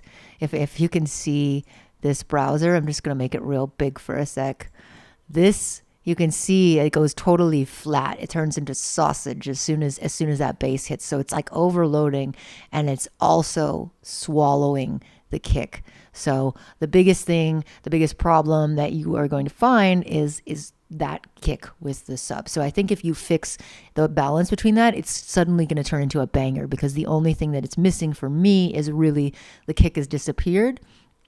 And Hard Shifters, who is the other hardstyle producer in the chat, so I think this is valuable, says the claps sound really dry. The melody is awesome. Try to work on kick pitching a bit more, because it doesn't pack a lot of bass. I think, as I said, it's because the bass is swallowing the kick. The build-up and transitions are fine. You have any thoughts, Natty? I mean, I think the other thing would be, obviously, once you turn that kick, like the bass, that are boom, boom, boom, and give it a bit of a punchiness to it. You still have the issue with the fact that your we'll call it your breakdown versey sort of sections, they use your sort of synthy saw, and it carries on throughout the whole track, and you can get away with that very little change in melody with the fact that your bass comes in and it's like boom, boom, boom, and that'll be great. But you should also consider whether you can add in another couple of layers to your chord voicing on top of that during the hype sections, to allow them to express themselves more. It'll help keep them away from being completely drowned out by your kick and your bass, and also provide that extra little bit of variety that keeps the troll trap moving. I mean, it's not a huge change, and you basically can keep a lot of the same structural components you already have. It's just adding that extra little bit of flair to your choruses to really make it come home and say, yes, this is a party chat, get hype now. You know, everyone start dancing around the floor and spinning in circles.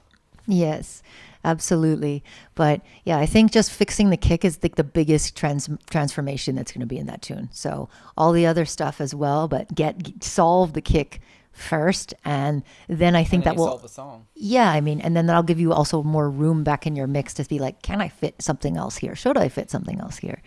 So amazing. I just like to give 10 times thanks to you, Nathaniel Wyvern, my dear friend, Discord co-moderator, and birthday boy. It is his birthday right now. You should check him out on social media. He is a very diverse producer, making everything from rock to synthwave to whatever. And as you can hear from tonight, he has a lot of wisdom. And so if you haven't joined our Discord, join our Discord.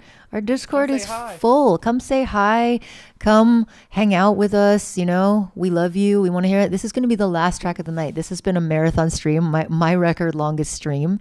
Nathaniel will be starting to stream on his own channel soon, and we will definitely be hosting his channel and hopefully coming back. You are the best feedback giver. Thank you so much. I'm just sitting here.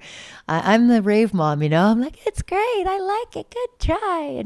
And you're coming in and hitting hard. So I appreciate that. And I really, really like these songs too. Everyone's brought the heat tonight. And one of the things as well I find, I mean, like, say you do go and listen to my stuff, a lot of the stuff I'm learning is all, like, I make is all generally experiment to, you know, I like finding out what's new, and you guys all present all sorts of possibilities and ideas that I would never have even considered. And what you'll notice over time as we do this more is I'll start stealing your ideas a little bit. I'm inspired by you guys because you're all really fun. And I thank you so much for sending in all your songs, because, I mean, I'm learning here too, from being exposed to all your influences and your ideas.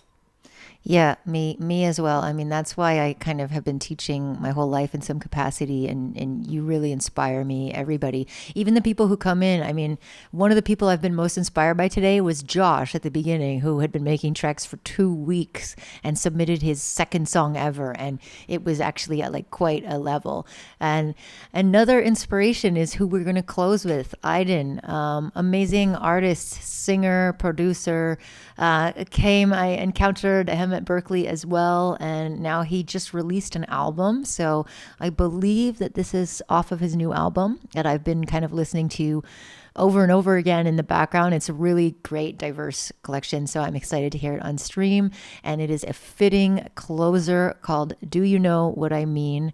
And Aiden, feel free to drop your socials in the chat. This is a lovely way to end the stream, and thank you everybody for listening. Love you. This is Feedback and Friends on ILBC.tv. And please subscribe and stay tuned for the competition, which is going to come up later this year.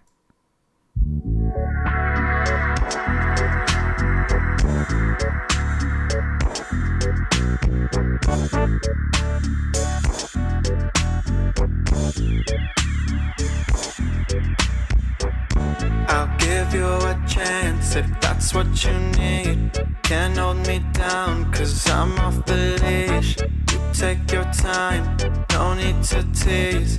I'm trying to smile so I get off my feet. Sunlight enters into my body.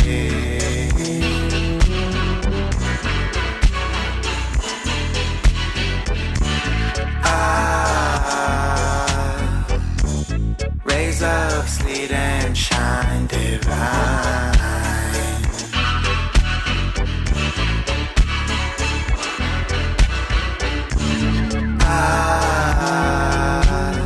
More concrete and whistling trees.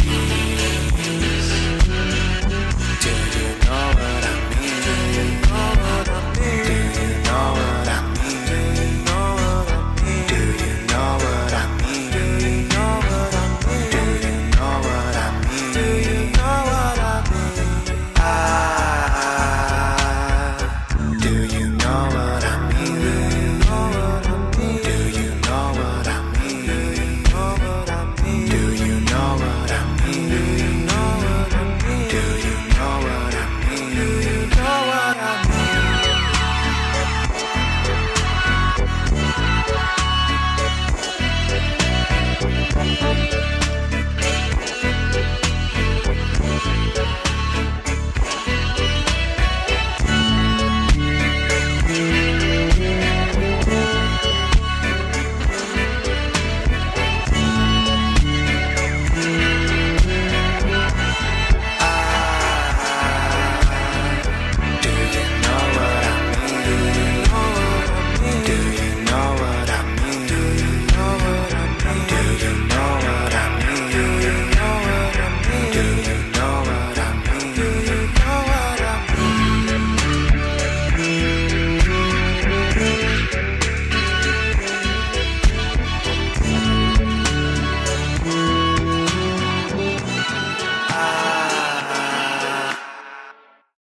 Oh my gosh, yes, what a way to close off the stream. This is such a cool album, so definitely I would recommend y'all checking it out. I think the thing I like the most about that track specifically is just what an unexpected combination of styles it is. Like, I really haven't heard that combination, because it is kind of reggae, but it's kind of not as well. It's like a kind of pop, and I really like the sort of colliding influences and all the really cool details in.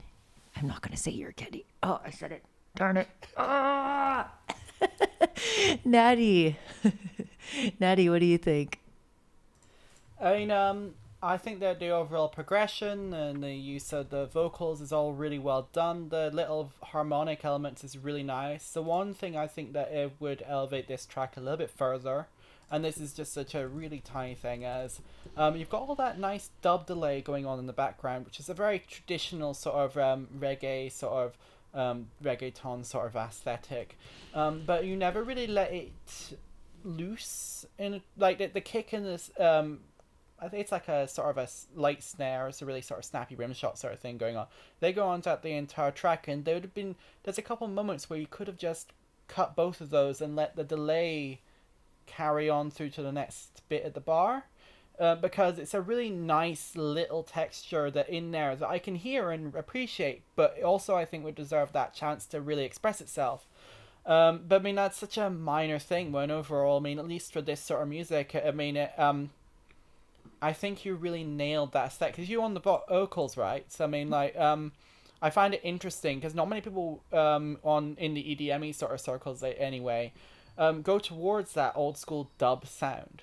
At least not vocally. Like, they might borrow some of the synth design and the progression, but then they'll slap on a sort of a more modern R&B or a jazz sort of vocal and take it in a completely different sort of direction. And it's very interesting that you've chosen to stick to sort of the roots of the sound, but it's still clearly its own song. Like, you know, it's not completely derivative of anything. There's a little bit of a melting pot going on there. So I think that's really cool.